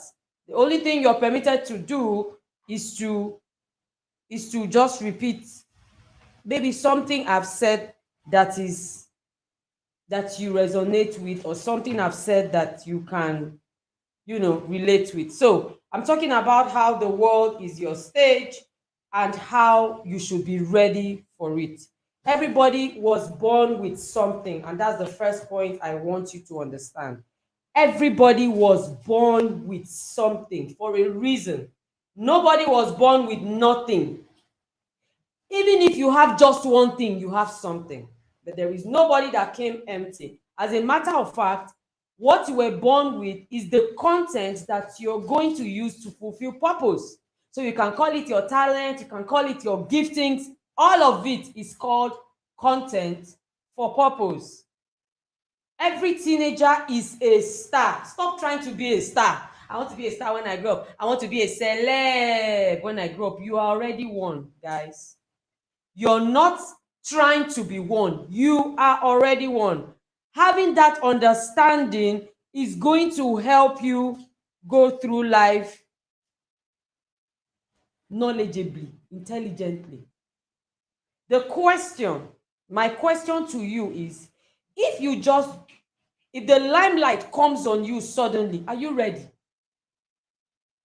You see the way they said, welcome Auntie Tima to the global. Imagine if I just came up now and you saw me scratching my head, bending down, looking aside, gisting, laughing, chewing gum, the way some of you do. If you want to be a star, if the limelight suddenly comes on you, what are we going to watch? Phone? Where are the phones? Some of you are constantly pressing phones. Your parents are talking to you. You can't even lift up your head. You're pressing the phone. What are you doing? Are you going to be a problem or a solution? Are you a question mark or exclamation? A question mark is somebody that is bringing us trouble, and we're always asking, what is wrong with you? What is wrong with you? Or are we going to go like, wonderful boy, exclamation. Powerful girl, exclamation. Did you hear the voiceovers of those girls? Those girls are girls in the girls' hall. One is 10, the other is 11. They're the ones doing that amazing job. I'm seeing somebody in the comment section talking about money. The money class is over. I need you to focus. The class right now I'm talking about is the world is your stage. Are you ready? Now, these are the myths and the facts about being a star. I want to mention it to you so that the next time you feel like, oh, I want to just be a superstar, you will understand what you are saying. The first myth is that people say that you must do a particular thing. That means you must be in a particular career before you can become a star. You must be a musician. You must be like Messi. You must cook like Hilda. You must act like who are your favorite actors and actresses. No, that's a myth. The fact is that wherever you are called to, on all the mountains of industry, which could be health, education, science, climate change, family, religion, wherever you are called to, you can be a star in that place. I am a star. No, I am actually a superstar. And I'm not a musician. I'm not an actress. But I am a star. So you can shine wherever you are. The next myth is you have to be worldly or carnal to be a star. So people just feel like, oh, I can't just be good. For me to be a star, I have to be a bad girl. I have to be a bad boy. Oh, sorry to burst your bubble. You can be godly and be a star. I wrote this book, The Spiritual Intelligent Teenager, and this book, Maintain Your White, because I wanted teenagers around the world to understand that if you have God on your side, you do what is right, you can still be a star. Okay? So don't allow people paint the wrong picture. Yes, I know that these worldly people, these sinful carnal people are out there acting like stars or shining right now. We don't know how lasting their shine would be. So remember that you can actually be a godly star. The next myth is that you must join the bad gangs to be a star. No, you can hang around the right people that would encourage you. Yesterday, Coach Fina said that your friend will determine your end. Was it Coach Fina or was it Uncle Okwe? One of the speakers said it, that your friend will determine your end. You can have people that are good around you, people that are valuable around you. What other myth? Some people say that you are a star just to make money and intimidate people, and teenagers like that. Please stop chatting in the comment section. You're distracting others. People say that once I just blow, in Nigeria we call it blowing. Once I just hammer, hey, I will pepper them. Who can relate? I will pepper them with my range, with my Bentley, with my That's not why you are going to become a star. You're going to go on the world stage because you're supposed to be a blessing. Like Uncle Emeka just said, you're going to come with a solution, with an answer, with value. That's why you're supposed to be a star, not just to make money. Guess what? Money will come afterwards. So relax. Calm down and be a blessing. Money will follow suit. Finally, you have to pull down others to become a star. That's what some people do. When they enter an industry, they are trying to pull people down. They badmouth others. They backbite others so that they can shine. That's not what is going to make you shine, guys. You see somebody doing good, celebrate the person. Be happy for the person. Support the person. Help the person. That's the way to become a star. Indeed. Okay, let's move on. The meaning of carnal is worldly. Please let me say something in this class. If you hear any word that you don't know, write it down. That's how to be a productive teenager. You don't ask, you write it down and say, I will look up this word in the dictionary. That's how you're going to increase your vocabulary. That's how you're going to become more fluent in English language when you increase your words. So always write it down and check it. Okay, let's go to the next thing. We're talking about the stage now. This stage where we're supposed to come to. This stage we're supposed to come to, what are we supposed to be doing there?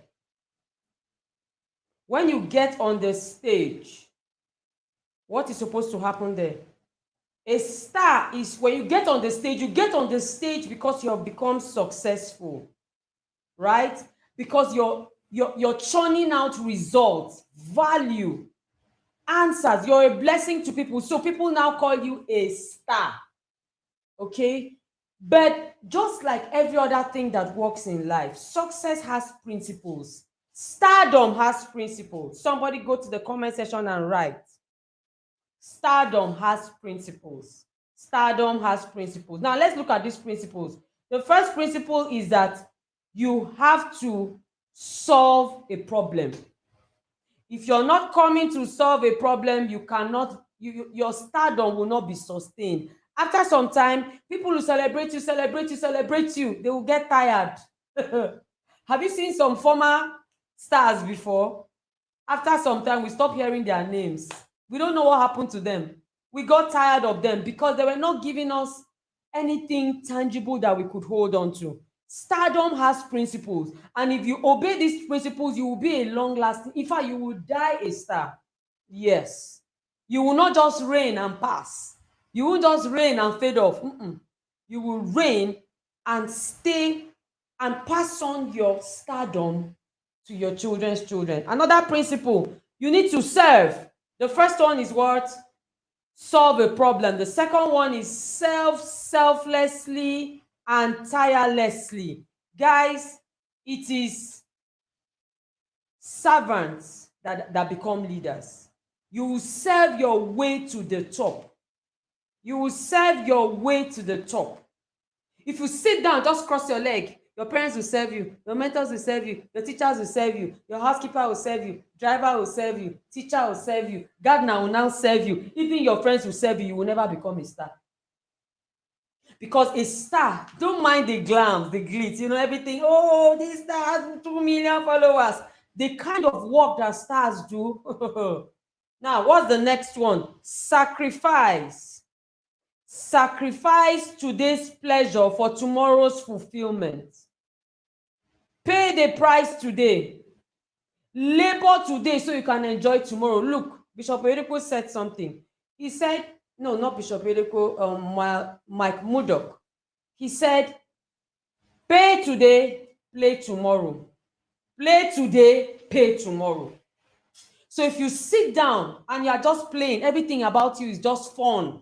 Some of you are in this class. I saw your faces yesterday. You were just squeezing your face. What is all this? I don't want my mom to be. I'm supposed to be sleeping. I'm supposed to be chilling. You want to keep playing, you will pay for it tomorrow. These classes you didn't attend today, you will have to attend them tomorrow, because you must obey these principles of success and of stardom. So pay the price. I'm not saying you should not play. I like to chill. I like to have fun, but you must limit it. Sacrifice. Work tirelessly today so that you can enjoy tomorrow. Number 4, stand your ground on your values.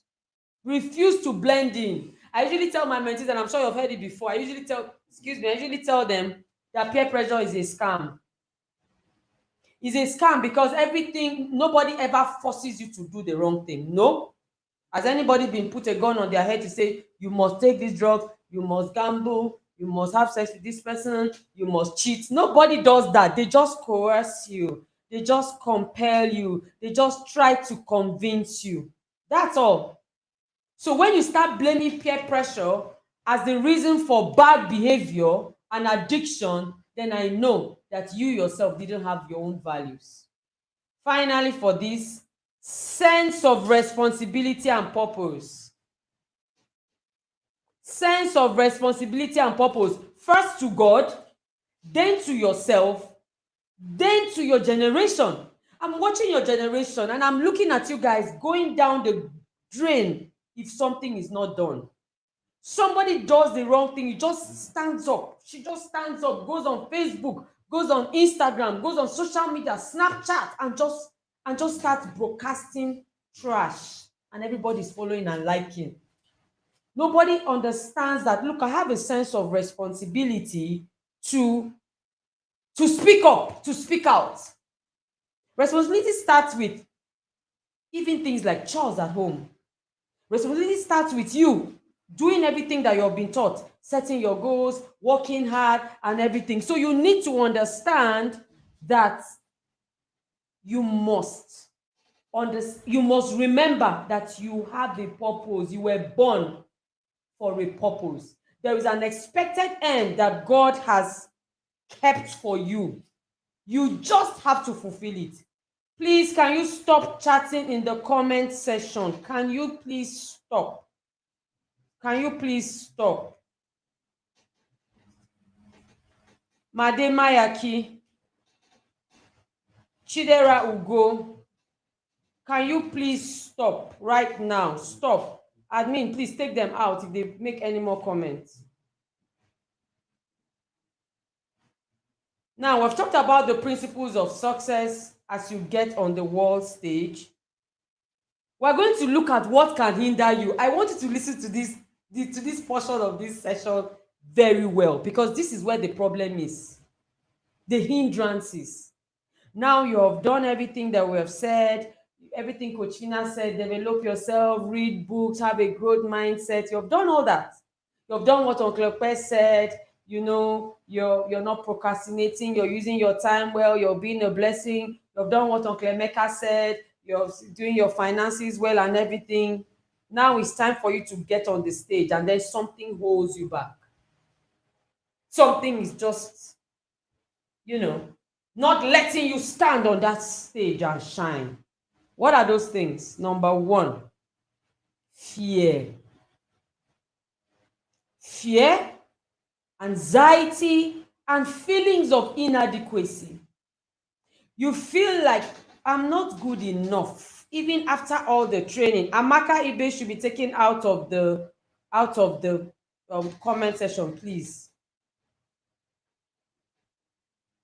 You feel like this person is better than me. I'm not just good enough. I've seen this with teenagers. I mean, I've worked with teenagers for almost 20 years. And these feelings, I see them all the time. But I want you to know what the solution is. Start building confidence. You are responsible for building your self-confidence. You, yourself, you are responsible. Your parents and not your mentors can help you. But you must be committed to building your own self-confidence. How do you do it? Getting involved in projects, in tasks. Always just, stop dodging. Can you go to the comment section? That's not what I want you to write. I will stop dodging. Instead, I will start practicing. Prophet Isaiah says that a small one will become a strong nation. So even though you are small, you are actually a strong nation. Do you know that? Knowing this is the beginning of self-confidence. Knowing who you are, knowing everything that God has put inside of you is the beginning of self-confidence. What should you do? These are the skills I want you to do. Begin to volunteer. Volunteer, do apprenticeship, do internship. I run the Witty Minds Family Bookstore, and every holiday, they usually partner with the Responsible Teens Academy to run holiday internship programs for teenagers. I mean, those in Abuja. And they come in here, by the time they are going out, even their steps have changed. Why? They have gained skills. They have gained mastery. So don't just sit down during the holiday. You will play PS4, 5, and the ones that are not yet out. You will watch all the series from series 1 to 40. And then you now come out and say, I don't know. I know what to say, but I'm shy. I could not say it. You will be shy because you have not practiced speaking in front of people. You have not practiced going out there and expressing yourself. So you will continue to be in fear. I want you to go out there and tell your parents that, Mommy, this is the last holiday was the last one I'll ever that I wouldn't work. I must be an intern, an apprentice, and a volunteer at every event I can come across. Very, very important. Excuse me, very, very important. The next thing we need to do, the next thing that could hinder us is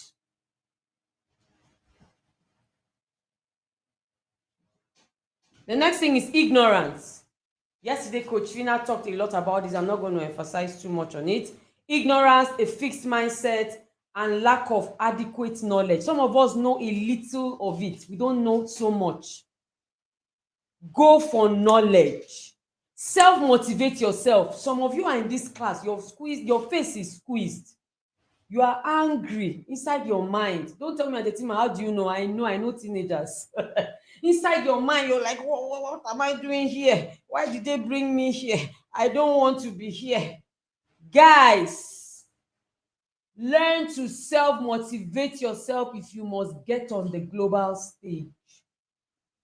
Because people are going to tell you things that will hurt you.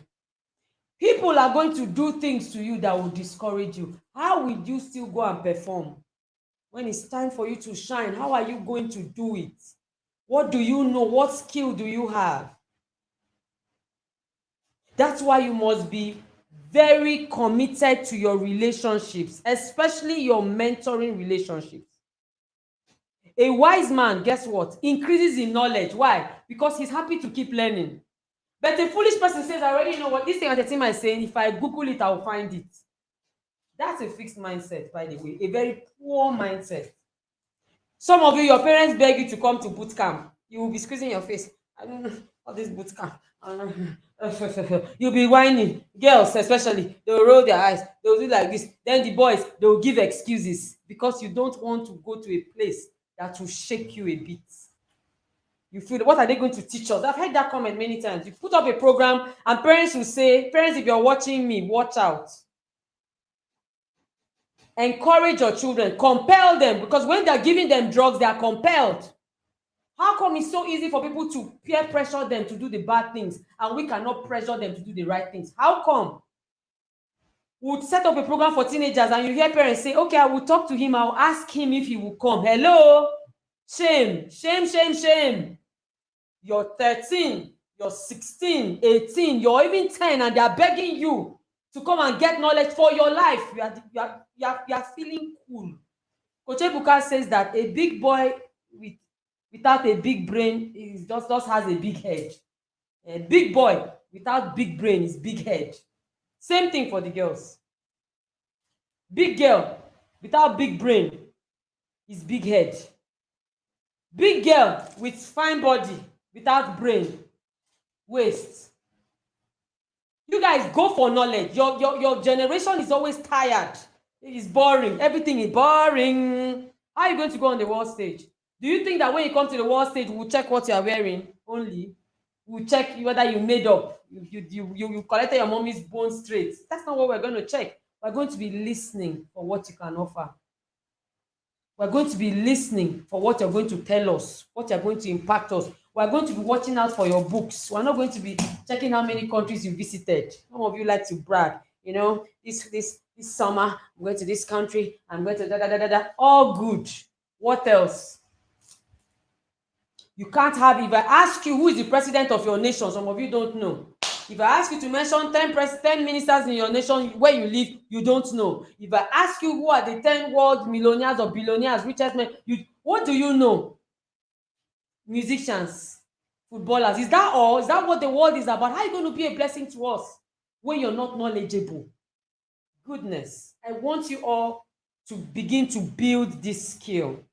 And the skill is learning and teachability. Teachability is a skill. For you to humble yourself and learn. Guys, you can learn from a fool. At least you will learn how not to be foolish like him. I learned from my girls.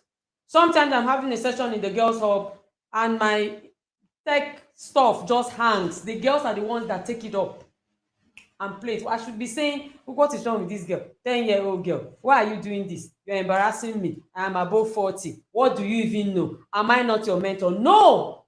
I'm such a teachable. I built this skill since from teenage. I can learn from any of you. Any of you.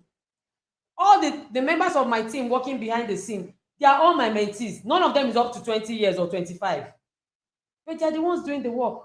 So I put myself in a position where I must learn. If you want to get on the global stage and you are ignorant, you cannot get there. If you get there, you come down. Okay. What's the next one? The next one is instant gratification. The shortcut mentality. Hey, Gen Z, are you there? Gen Z people, where are you? Like shortcuts. Delayed gratification, or rather instant gratification, is when you want things to be done now. They tell you that this is the process of doing this thing. You say, no, I want to cut it short. Parents, if you're listening to me, this is the point when I want to tell you not to do this. Stop taking your children off from grade 4 and 5. You can only do it in a country like Nigeria. When you go abroad, how come your 12 years old are still in primary school? But in Nigeria, you yank them off and say, he's smart, she's smart. You're teaching them that they should not delay gratification. They get to secondary school, you yank them off from SS2. How are you going to go on the global stage without learning how to follow a process? For you to cook a delicious meal, do you just put everything inside and say, I'm in a hurry and bring it out? Don't you wait. Listen to me. Life purpose is a journey. but process is the driver. If you don't follow a process, you will not land at your destination, sir. Ma, you will not get there. This shortcut is the reason why you have people going into fraud and money laundering and all that, because they don't want to sit and wait. The investment Uncle Emeka was talking about, you don't want to see it multiply. You just want it now. My in-laws in the eastern part of Nigeria call it ozugbo. Now, I want it. Let me tell you something. The crowd follows shortcuts, but the superstar follows a process.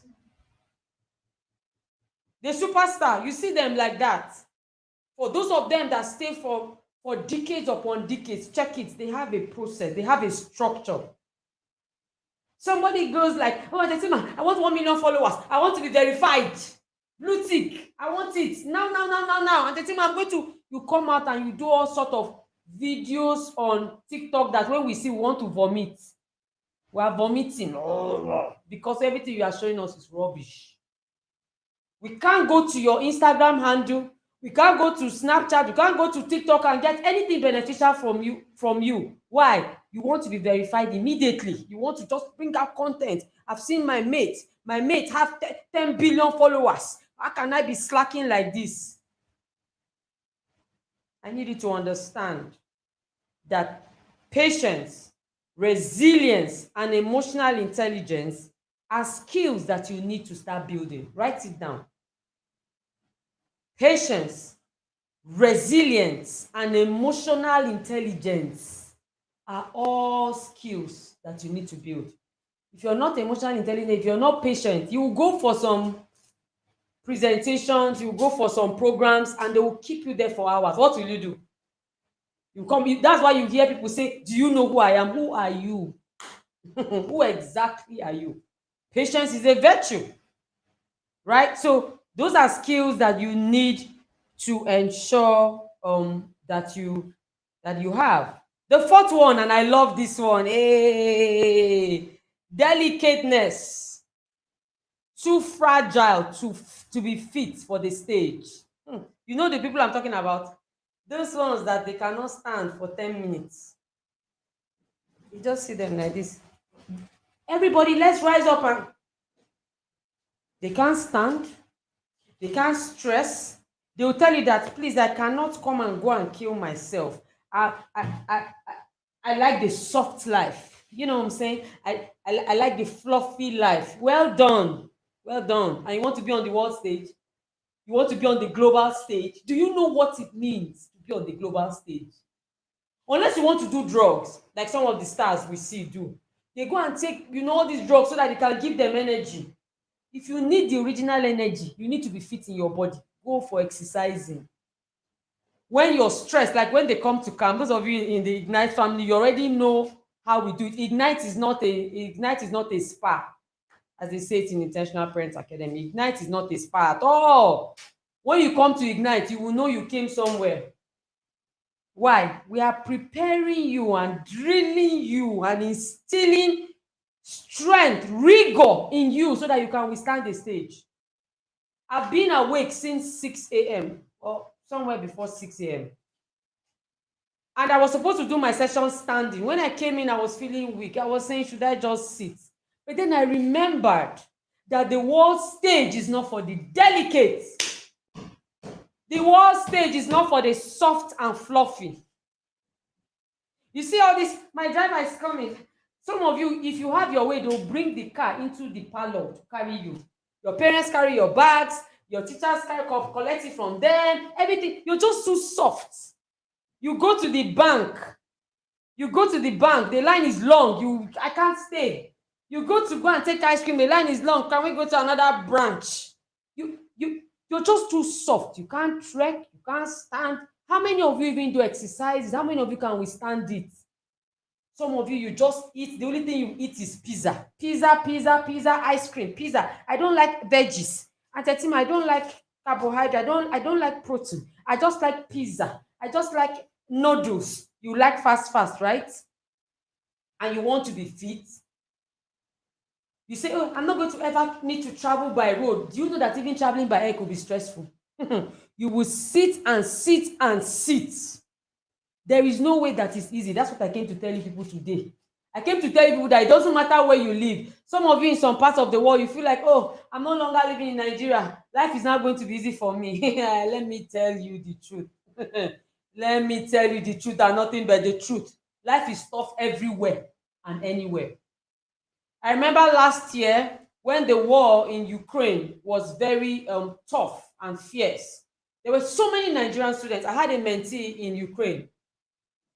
It was such a tough battle for them. She said that they trekked for days. Some Nigerian students fell by the wayside. She said, "At the time, I can't find some of my classmates because they couldn't trek and we couldn't wait for them, so we left them." Trek, this thing called trekking, moving like this, walking. Some people cannot do it because your parents will say, no, I don't want to stress you. And you too, you're like, it's true, mommy, I don't want to be stressed. And you want to go on the world stage. Sometimes you'll be made to do presentation for hours.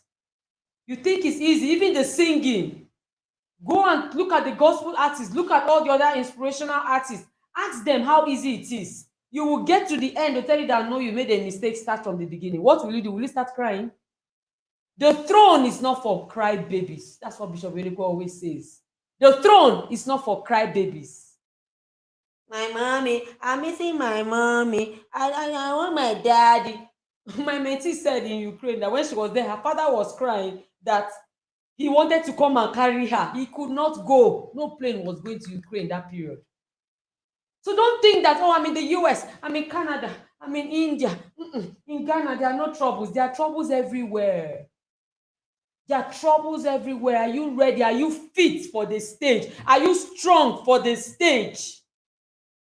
That world stage, that glam you're looking for. At a team, I'm a celebrity. If they take you to do tours around the nation that you live, can you pull through? Or when you go halfway, you say, please, I'm done. You people should keep your money, keep your fame, keep your program. I don't want to continue. Is that what you're going to do? Why? Because you're too delicate. From today, I want you to look at your parents and say, Mommy, I'm now an asset to the world. I can do this thing myself. Mommy, please, don't worry. Daddy, I'll be fine. Let me tell you something I heard recently. A brain coach was sharing with me. So, those of you in the Girls Hub, you already know that I'm learning how to swim. Don't laugh at me, please. I am just learning how to swim because of this kind of things, these fears, these, anxieties and all that, this delicateness. I was also a very delicate child at a point. Okay? So he told me I went to swim one day and the water was too cold. I don't like cold water. So I stood at the edge. I said, sir, I can't enter inside. The water is too cold. He said, hello, ma. He just raised his voice. He said, do you know that adversity increases your life? I said, sir, what did you say? Because I want to live long. I want to reap the fruit of all my labor. All this labor I'm laboring for teenagers. I must be alive to see people buy me private jet. I must be alive to see people take me around the world and celebrate me. I'm not dying anytime soon. So when he said adversity can make you, that there's a new research that says, please listen to me. A new research says that people are now taking themselves into ice blocks. They are sitting in ice block for 5 minutes because they want to build adversity. They want some kind of stress. Life is too easy for them. They don't take light where they are. There's always water. There's always food. They have fees. Everything is just done, So they don't have any form of adversity or stress. You will die early. It is not me that said it. It's science, new research. New research says that adversity increases your lifespan. So I said, sir, are you serious? Are you serious, sir? I jumped into the pool. I swam and swam and swam. And I was just remembering, I went to a military school. Like I told you, I was kind of a very delicate, in Nigeria, we call them a Jebota girl. My parents were great workers. Both of them had drivers. I was kind of, a delicate child. But I went to a military school.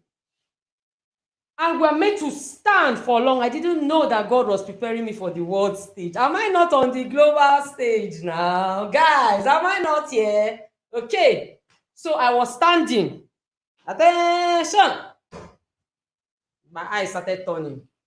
The next thing, I just went down. As I got down, I was hearing the soldier saying, pick her up, give her water, and let her stand again. I said, I want to just lie down right now.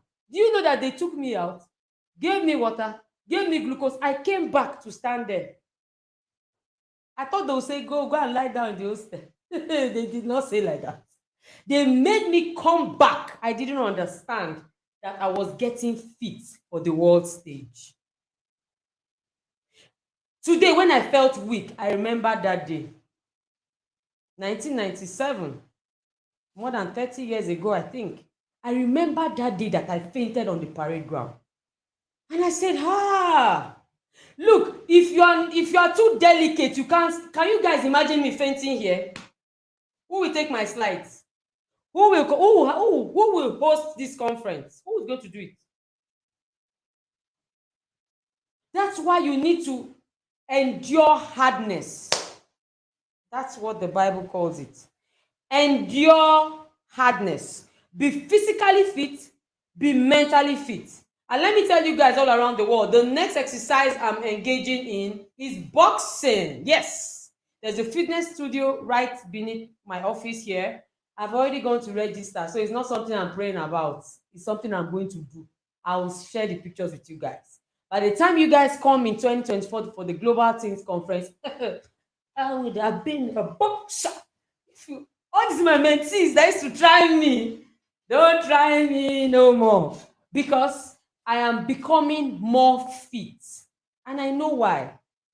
I still have a lot of coverage. I still have to go around the world to do this work for God. I can't be, my back is paining me, my waist, my leg, everything is always paining you. Tell a teenager, stand up and do this presentation at 13, I have cough, my voice is paining me. Why? I have not slept since morning. Why? You are weak, you are tired. Guys, look at this quote. Hard times create strong men. Strong men create good times. Good times now create weak men. Then weak men create hard times. So your parents grew up in hard times, most of them. That's why they became strong. Then they now had those strong times. Maybe those were their grandparents, and then your parents now had strong men, their own parents creating good times for them. And then your parents are now in the good times creating weak men. If they don't stop, you, the weak men, are going to go through hard times. You need to be very careful. What's the final point that can hinder you? What's the final thing that can hinder you? The last but not the least, as you build ruggedity and adversity, what you love. The last thing is godless and low moral values. I call it LMV. LMV is when a person has low moral values. You just become a star, all your breasts out. Hey, the whole world, come and see my breasts. Come and see my breasts right now. What's that? You just have a little money. You are smoking, you are drinking, you are betting. No values. You think you are trending. Guy, no, you are not trending at all. What you are actually showing us is that you have this sickness called LMV, low moral values. Is that you don't have God inside you. You know, people always feel like, all these spiritual things, all these God things, it's in my mother's days, it's in my parents' days. In our generation now, we are just cool like that. You can't be cool without God. You can't do life without His word. I'm sure you already know that. Those of you that know me already knew that there's no way I will talk without calling God. You know that I will call God. Why won't I call God? God is the one that created you. God is the one that gave you a purpose, an expected end, and you now want to bounce through life without him, where are you going to, please? Hello? Some of you do unthinkable things, and I pray that the grace of God will find you today so that you will stop. Because let me tell you something, you will look back at your life and you will regret it. Yesterday, one of my senior mothers, mentors in the industry, called me to encourage me and find out how the conference was going. And she said, oh, I said, Tima, she lives in Port Harcourt in Nigeria. She said, I went to a school recently, myself and my team. We went to talk to some girls, you know, about good character and living a good life. And after they were done, one of the girls said, you just wasted your time. I said, wow. Maybe somebody's even saying this Auntie Tima is wasting her time. It's okay. I'm not wasting my time. I know that I still have a few people here that are listening and that will do what we have said. For you saying they are just wasting their time, all this talk my parents are talking, continue, but guess what? When you become an adult, you will go and look for this video and say, there was one thing that Auntie Tima of your auntie was saying. I want to come and read it. I want to listen to it. By that time, it will be late. I don't know why teenagers feel like they are doing us a favor. Guys, you're not doing me a favor. At all. My parents are still alive to the glory of God. What I'm doing now, how does it affect them? No way. If I decide to be a loose girl, sleeping around with people's husbands, stealing people's money, duping people, I decide to be kidnapping children, women trafficking, child trafficking, if I decide to do all that, how does it affect me? Have you ever seen a father or mother going to the prison with the child? Please, you people should help me. Have you ever seen a drug addict? What's the name of the place they go to? Rehab. Have you ever seen a parent tell the child, you're addicted, but I'll stay in rehab for you? Why are you guys kidding me?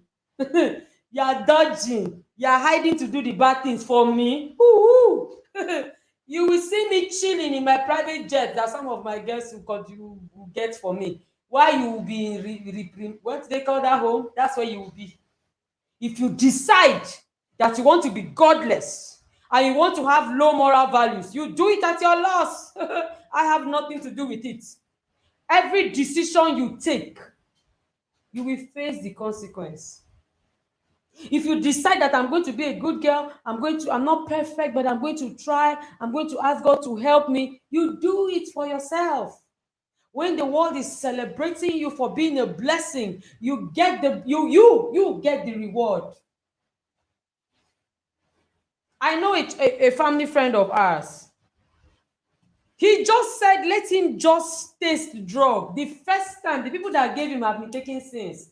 The first time he just see his head turned back, he landed in psychiatric hospital straight. Is in my head that turned. When he came back, he still was not okay. I don't know if he's still fine till now. I'm talking about when this was like 30-something years ago. Every decision you make, if you choose to do life without God, at your loss. Guys, at your loss. I've been born again. I've had a walk with God since I was 15. I shared it here. Since I was 15. This year, I'm going to be 28 years in the Lord, July 1st, 1995. I don't joke with that date. God has beautified me. My life is so wonderful. Do I have challenges? Yes. Do I make mistakes? Yes. Am I perfect? No. But guess what the game changer is? My relationship with God. That God speaks to me. That God uses me. Do you know the joy I feel? Do you know the fulfillment I get? Guys, there's those people you are envying. Some of them want to commit suicide. You see those people you're envying them. My life is so good. Look at the way they are just flashing money. They're just intimidating us with money, like some teenagers told me. And tell me I can't take it any longer. I have to go and do this scam. I have to go and be defrauding. These guys, my mate. Did you see how they were spraying money? Some of them want to commit suicide. Some of them have exchanged their souls with the devil for money. They are not sleeping at night. But me, I sleep well and I have heavenly dreams. So when you have a godless life, when you have low moral values, you will suffer. You will suffer. This is a call for you to take your life seriously. Please ask your parents to get this book for you. It's such a beautiful book that will make you admire and desire spirituality. I tell you the truth. The skill you need to help you with this hindrance is spirituality and morality, and you can actually learn them. Okay, so I'm rounding off now. I hope that somebody has taken everything I've said. I mean, at least write it down. Come back to this video again. Let this not be the end. Come back to this video again.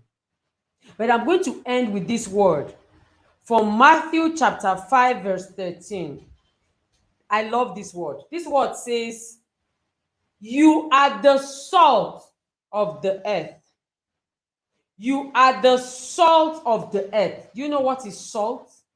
Salt brings taste. Salt brings flavor. The Bible now says, it says, even though you are the salt of the earth, if you lose your flavor, you will become good for nothing. I didn't say it. It says that men would trample upon you. Men would treat you badly because you are good for nothing.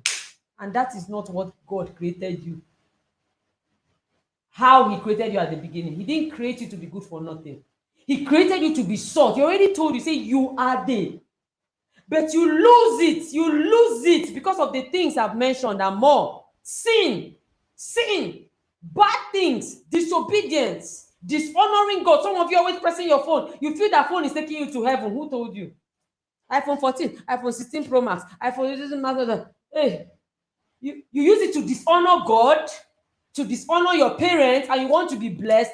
Where will you pass? Hello? Well, where are you going to pass?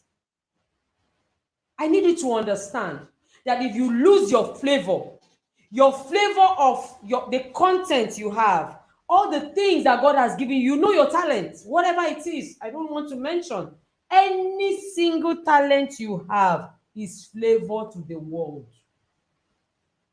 Are you losing it because you want to compete with somebody? You want to compare yourself with somebody, or you want to copy somebody? You want to copycat. You are losing your flavor. The Bible says that you'll be treated terribly. You'll be trampled by men. Men will step on you. So those of you that are always complaining, nobody likes me, nobody wants me, you're always complaining, check it. Are you losing your flavor? I live in Nigeria. I live in Abuja. My flavor, they are feeling it in Canada. I've seen the pictures of the people participating. Some of them, I've never met them physically. But right now, my face is on their big screen. I'm giving them sweet salt, flavoring their lives. That's such a blessing I do not take for granted. And I want to celebrate you all for actually sitting down to receive this flavor. How about your own flavor? When is the world going to get your flavor? When? When are you going to be a blessing to us? When are you going to come up with solutions? Why are people still dying of cancer? Why are people still dying of hepatitis A, B, or C? Why are we still having problems around the world? What are you guys doing with your talents? Not everybody is supposed to be a musician. Musicians are good. Not everybody is supposed to be an actress. They are good. Not everybody is supposed to be a chef. They are good. These skills are all good. Not everybody is supposed to be a doctor. Everybody is supposed to be something. Just stay in your place. If everybody wants to become like Messi, wants to play football, some of those people are supposed to be data analysts, research, and what's going to happen to our financial system? What's going to happen to our legal system? What's going to happen to the family, to the church? Because everybody is focused on a particular thing because you feel that is where the money is. No, guys. You can have the money and not have flavor. You know, right? You can have the money and not have flavor. So I want you to leave this conference understanding that because you have been born with flavor on your inside for your family and for the world, and of course for heaven, that you will always be valued and celebrated. God will honor you. The world will celebrate you. Everybody will want to be around you because you are a blessing and not a burden. That is how to be an asset, guys. That is how to be an asset, not a liability. Thank you so much, everyone. I'm so excited to have done this with you guys. I hope that as you leave this conference, you just leave with this determination that, look, I am going out there to be a blessing, to flavor my world. And I want you to write it in the comment section. I am going out there to flavor my world. Thank you, everybody. Thank you, Dion. I can see you, Stephanie, and I can see you, Dara. God bless you guys. And thank you for having me. Thank you, Auntie Etima, for giving us that wonderful speech and teaching us so much about that.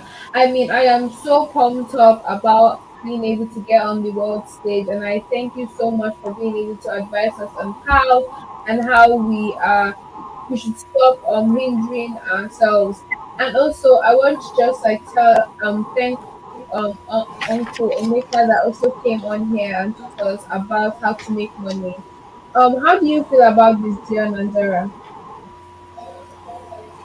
Okay, I really think this was very good. One of the parts I related to the most was when she talked about being weak. It made me realize that I know so many people and I have so many friends that are always doing this very weak ajebota vibe, that give up ajebota vibe. And personally, I don't subscribe to it. No, like, but I know a lot of people who are doing that, and from what she has said now, it's not the best thing to be all weak and act like you cannot carry a bag of pure water. Just help yourself and get on the right track, and then you will get on the stage. And then it stretches out to what has been going on throughout the whole conference and everybody's speeches. It's all coming together about using my talent and saying positive things, and these things will help me to get self-discipline and then make my money and then go out on the stage. It's all making sense and linking up now. It makes so much sense, and I'm very grateful that I've heard all these things this period. I'm so grateful to Fatima. God bless you. Dion, do you have anything to say? Of course, I am. Like what she said about everybody has a reason, and everybody was born for a reason, and there's a reason for everything. Like now, when someone wants to get fame, they said, "Oh, it's being a bad person. You have to be a bad girl so that people will recognize you more." No, it's not about that. Like if you're calm, normal, and being a good person, you make a lot of fame at your own pace and time. Thank you. Yeah, I completely agree. That is such a good point that you have made. And guys, before we go, I want you to go to the comment section.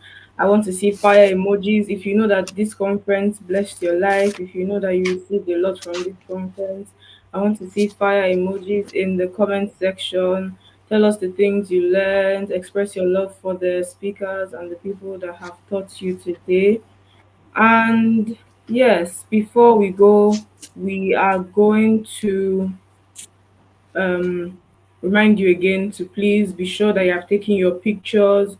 Please don't be left out. We are going to have to get a conference album, and you don't want to go out. You don't want to not be in the conference album. So, Stephanie, I'm going to hand over to you for the final announcement.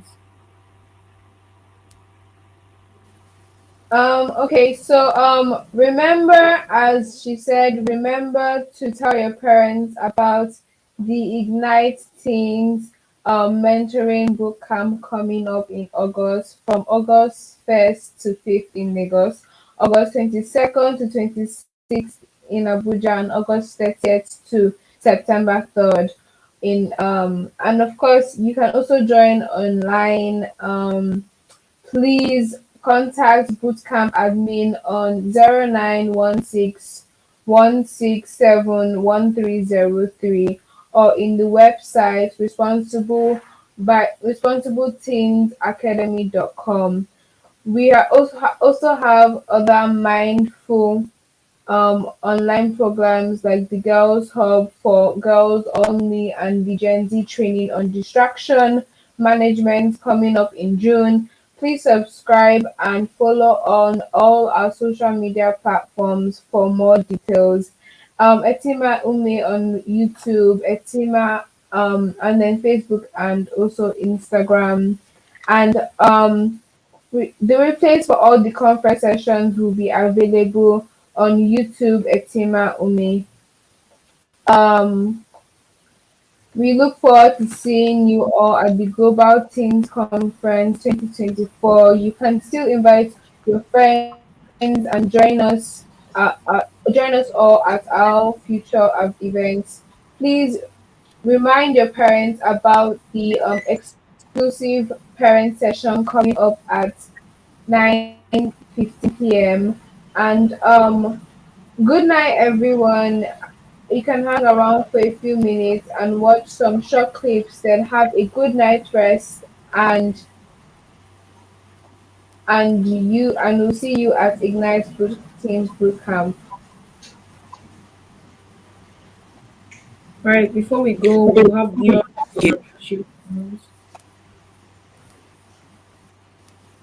Okay, before we leave, let's please appreciate the following people: Auntie Tima, the team that worked really hard, and our parents. God bless you all, and God bless you all. Thank you. Yes, it has been very, very, very amazing to be here with all of you. We thank God for the success of this boot camp, of this conference, and we can't wait to see you in the Ignite boot camp because we believe that after what you have heard and seen here, you would definitely want to be present there. And before we leave, I would like to invite Auntie Tima to send us forth and end the program for us. Hello, everyone. Thank you so much. Can you hear me? Thank you so much to you, Dion, Dara, and Stephanie. You did amazingly well. Dion is a member of the Ignite Teens family. Then Dara and Stephanie are my girls at the Girls Hub. Wonderful moderators today. I celebrate you all.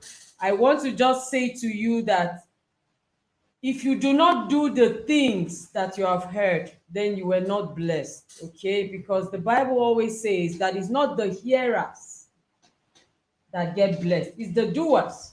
We have some gifts for everyone, okay? But we're going to send it through your parents, but you have to also do what we're asking you to do. So guys, call your parents. Their session starts in about 2 minutes, okay? And then we are going to kick off maybe 2-3 minutes. Call your parents. Make sure that all your parents are here. We need to tell them something very, very important so that they can support you as you get on the world stage. But I'm going to miss you guys. However, I know I'm going to see you at the Teens Mentoring Bootcamp Ignite 2023. On this note, I want to declare the Global Teens Conference closed for the teenagers. And I send you forth. I launch you out into your world to be a blessing, to add flavor. I launch you out into your world to inspire, to lead, and to transform lives. I launch you out to be a blessing to the glory of God and to the good of mankind. Everybody, shout out to you. Congratulations. The Global Teens Conference is officially closed for the teenagers, and we're going to see you in 2024. Maybe we're even going to see you in your nations before then, but thank you so much. See you at Ignite. If you're not at Ignite, we will not be happy with you. Make sure you come to Ignite. Come online, come to Port Harcourt, to Lagos, to Abuja. Okay? See you guys. Thank you so much. I'll be here waiting for your parents. I'm not leaving the studio. I'll be here waiting for them. Make sure you call them. John, love you. Dara, love you more. Stephanie, love you more. Love you all, and love you all the other moderators. I love you, my girls. I love you, the super moms and dads. You know who you are. Thank you so much. And please don't forget to order Think for this Academy. book.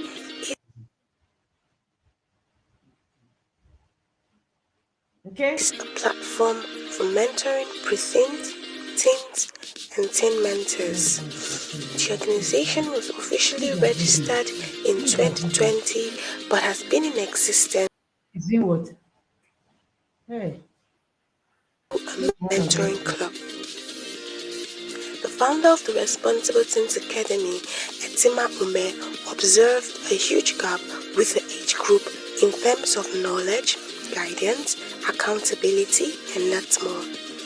Through products and programs that transform participants, her team and her have succeeded in contributing to the emergence of the responsible adults who are blazing the trail and setting the pace globally. Many of our mentees are now peer mentors, youth leaders, and entrepreneurs. The Responsible Teens Academy caters for its participants within and outside Nigeria.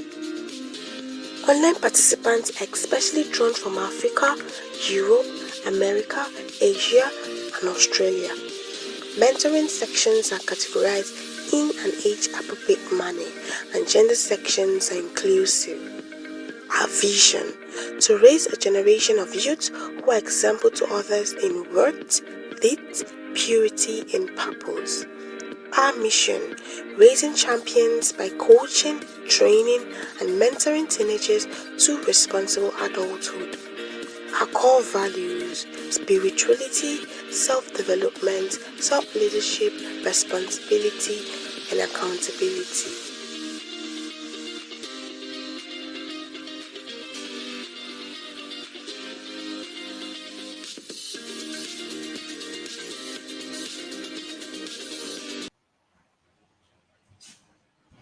Hello, dear parents. Thank you so much. I'm giving you all a group hug. That was not easy, right? I know what it means to get your teenagers seated, listening and learning. I know what you must have gone through. I'm sure some of you have come from a whole lot. Hearing their complaints, hearing their whinings, they are tired, all sorts of things. I can understand. But we need to do this now so that we can rest at the evening of our lives.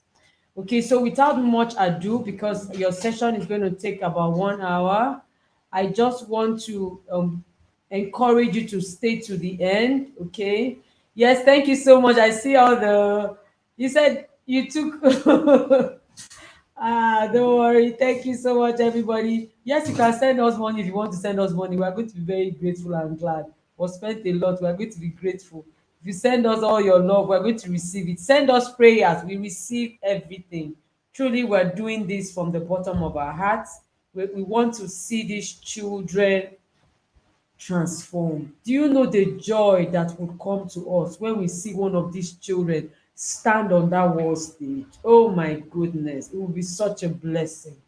That's why we are doing these sacrifices. And please, parents, I don't want you to stop. I want you to know that yes, this was for free, but trust me, if you have any challenges with your children, you will pay for it. That's why we're saying put them in the girls' hall, bring them to camp, make those sacrifices. There's nothing good that comes easy. Start saving up money for Igniting Bootcamp. You still have more than 2 months to get that sorted. And if you can't make it physically, let them come online. Because the first thing that will happen, because I know what will happen, parents are going to be like, oh, this Auntie Etima, she did one very powerful program like this for our teenagers. I'm having a problem. Let me go and talk to her. Please, you pay for sessions. Yes, that one is not free. You pay for session. This is what we can do for the Lord and our give back. That session is not free. Session with teenagers is not free. You pay. Oh, Auntie Amaka, you're sending me so much love and I'm receiving it all the way from the US. Thank you so much. These are my Girl Hub moms. I celebrate you guys. Okay, so we have Coach Wendy in our midst. Coach Wendy is here with us. We're going to play her bio, and then the next face you would see would be the face of Coach Wendy. Oge is the foremost parent coach in Africa who believes that her calling to parents will change the next generation of people in Africa. She is the founder of the Intentional Parent Academy, a coaching outfit dedicated to equipping parents and intending parents to intentionally raise their children positively, especially in the face of our decaying societal values. Wendy aims to lead parents with everything it takes to raise an excellent child mentally, physically, spiritually, emotionally, and psychologically. Because she believes that parenting the next generation better is the way to have a better world tomorrow. She helps parents parent with peace and calm. She believes that parenting isn't about tips and hacks, but a process that walks a child through the 18 years of their lives with the parent as a guide. The Intentional Parents Academy has several programs and courses that helps parents run through a process that helps them raise their children intentionally. The most transformational is Inner Circle Program, an annual accountability program for parents. She is the author of many best-selling parenting books and guides, all available on Amazon and in states around Nigeria. She likes to refer to her husband as the governor and a god.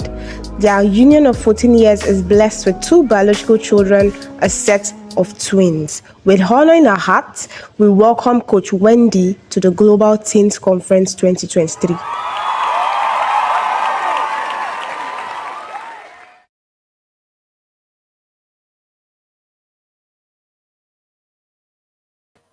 Hello, everyone. Welcome here. Yes, it's the last day and the last session of the conference. And parents, it's your turn. We have drilled your children for the past 2 days, 4 sessions, and more. Finally, we get to speak to you. Now, if you're a teenager and you're here, can you excuse us? Your time is up.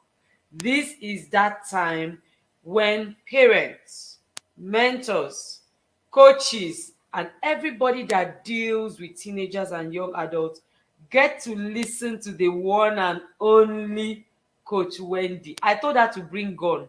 This one is not even a matter of coach, come and visit us. We are not in a spa, like they say in TIP. She didn't come to spa here. I told her she should come. You can even see her uniform. I told her, coach, wear uniform. Come with gun. And then come. And I don't take it for granted that Coach Wendy is here. This week has been a crazy week. In fact, this month has been a crazy month for her. She has been back and forth, online, offline, conferences, sessions. You know, it's the children's month. And then everybody just wakes up and says, oh, what is happening? Where is Coach Wendy? Come and help us. So she has been back and forth. But thank God for this opportunity to have this session with her. And we don't take it for granted. If you're watching me at this point, I want to go to the comment section, dear parents, and give honor to whom honor is due. Yes. Welcome, Coach Wendy, before she cocks her gun. Guys, today, I'm going to threaten, I'm going to encourage, I'm going to push, I'm going to compel, too many things. So you guys just get ready. But Coach Wendy, we want to thank you so much for being here. Behold, parents of global leaders, parents from across the world. Yes, some of them are YADA, some of them are TIP parents, some of them are parents that are just coming into our community for the first time. Some of them might also be listening to you for the first time, but in all, everybody will be very all right after this session. Coach Wendy, you already know that for the past 2 days, we've been talking to the teenagers. We have dragged them, we have encouraged them, we have taught them, we have, in Nigeria we say ginger them. We have even given them templates, as it were, a curriculum. We have given them tools that they can use to become productive. We have even told them that it's not too young for them to begin to be productive. Now, I have a challenge, man. As a teens mentor, teens consultant of almost 20 years, one of our greatest hindrances, and I'm sorry to use that word, are our parents. Because you tell a teenager you can do this, then the parent goes home and says, no, what's that? I don't believe in that and all that. But I'm looking at it and saying, at the end of it all, the person who gains the most with a productive teenager is the parent. So this is about you, parent, not even me. My best is to push your children. When they become stars, when they shine, you get the glory first. Then maybe I come next. So I really want parents to pay attention. Please, if you're cooking, if you're watching a movie, if you're dressing, whatever it is you're doing, can you just take a few minutes off and just sit with your books and your pens? At this point, I need you to listen completely, totally, rapt attentionally. I don't want no distractions, so that you can pick at least one thing from this class. Coach Wendy, again, we welcome you to our midst. This is the Global Teens Conference, the first of its kind, and we're so delighted that you're a part of us. Thank you so much again, ma'am. We celebrate you and all the amazing work that you're doing. Yes, I can see the Yadas. Look at them. They are here. Their coach is here. The Yadas are here. They go with us. They go with you everywhere you're going, and we're very grateful. Welcome so much, ma'am. Thank you for coming. Thank you so much, Auntie Etima of the world. Thank you so much for putting together the Global Teens Conference. Amazing. The work that you do, the work that we do, we don't have meaning without the work that you do. And we are grateful for the work that you do.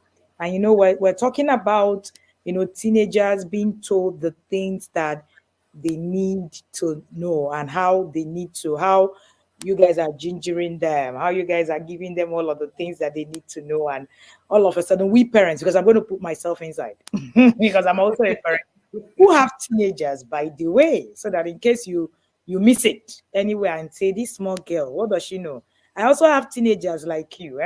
So as a parent of teenagers, all right, who also understand working with thousands of parents, tons of thousands over the years, and being able to interact with parents, I realize that one of the things that we fail to do as parents is to recognize that we're raising adults, we're not babying children. And I think that's one of the biggest challenges that we have. Where we look at our children, we just want to, they're children, we're babying them, but forgetting that our job, our role is to prepare a route for becoming an adult. So we end up, looking at them as children. So for everything that they do, all we think about is, they're children. We don't think about many years to come. And one of the biggest challenge is because we do not have a plan. If you have a plan, you're going to think to yourself, when my child is 26, who will he become? And the first time I had the twins, one of the things I asked myself about 13 years ago was, if I put these children, they turn 26 right now, who do they become eventually? And I started to walk down from 26 back. So it has helped me that when my children are 13, I understand what they should be doing. When my children are 15, I understand what they should be doing. I am looking at a guide. It is an error to think that in this time, anybody can parent using whatever it is that is in your head. You do what works for us. What works for you. All right? Because everything that works in life works by principles. The truth of the matter is, if there are no laid down principle to a thing you succeed in, it simply means that you cannot empirically prove that that thing works. So it becomes a fluke.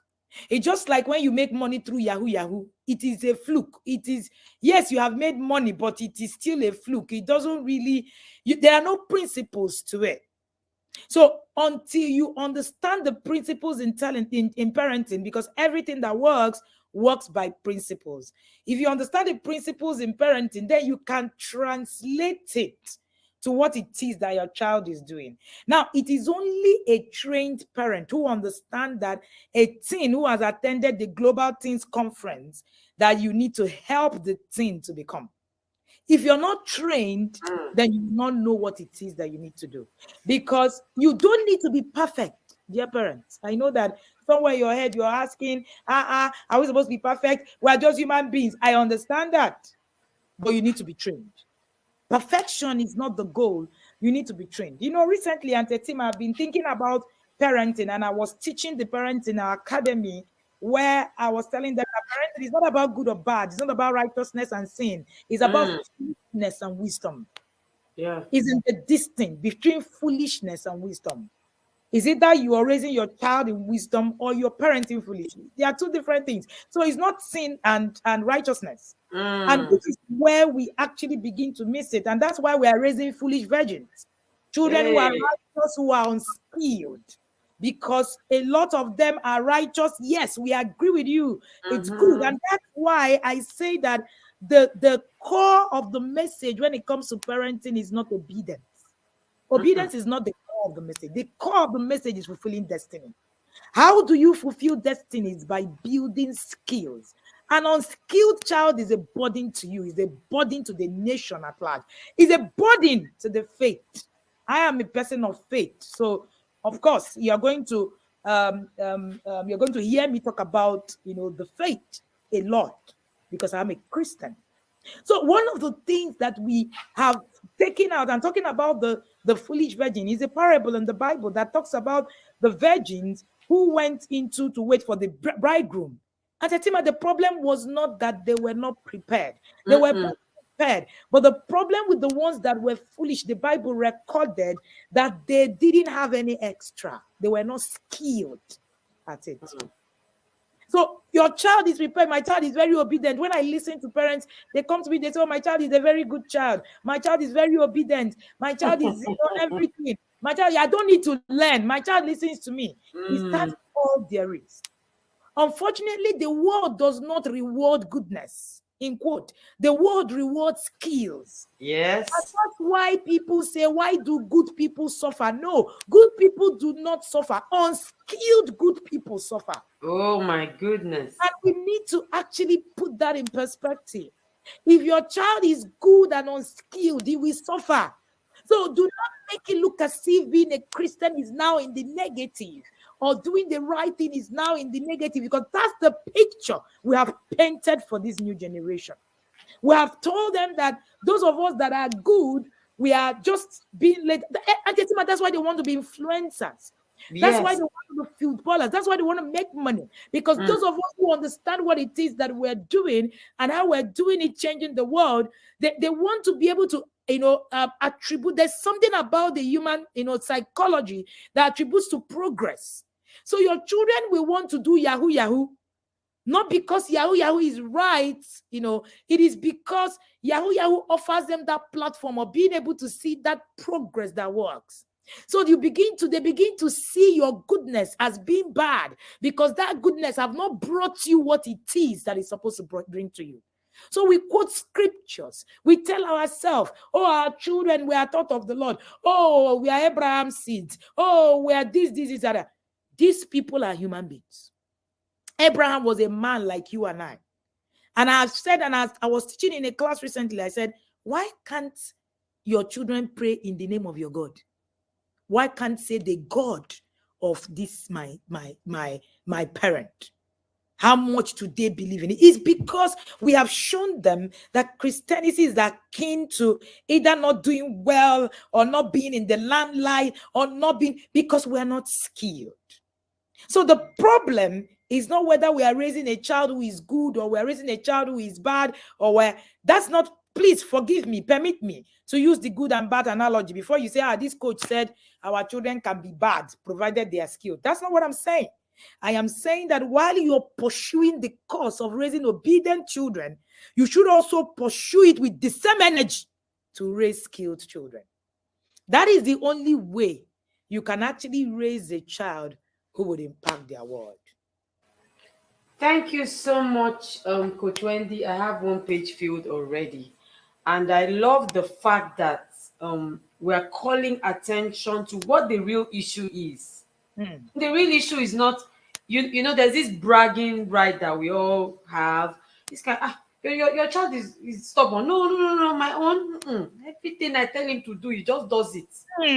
He won't dare. I even heard somebody say recently that my child, by the time I deal with her, the girl is even asking me whether I'm sure I'm the one that gave birth to her. And I'm like, yes, I gave birth to you. And I'm going to make sure that you are very correct. In fact, I know that I'm raising this girl very well. And I'm like, what is this sign or symbol that you're raising? what can this girl do without you? Now, Coach Wendy, let us come to this point. I remember when you launched your book last year, The Independent Thinking Child. For me, I believe that the difference between a productive child and a parasitic one is independent thinking, critical thinking. Because remember that the parasitic child is the one that is just wanting to live off you. Everything is on you, is entitled to all the things you have. I always tell teenagers, your parents' money is not your money. Please shift. They are working for themselves. You go and fulfill destiny, fulfill your purpose, and live. Stop putting all your attention on your parents. But now these are the parents that were that were spoken to their teenagers. You there's something you say, Coach. I don't know, I can't remember how you say it, but it's something like you're playing God to your children. This kind, I've got it all covered, I've got it all sorted. Your entire life is almost soft. Everything is made. Can that child really be productive? The rich and famous lifestyle. Yes, the soft one, coffee one, everything easy going. All well.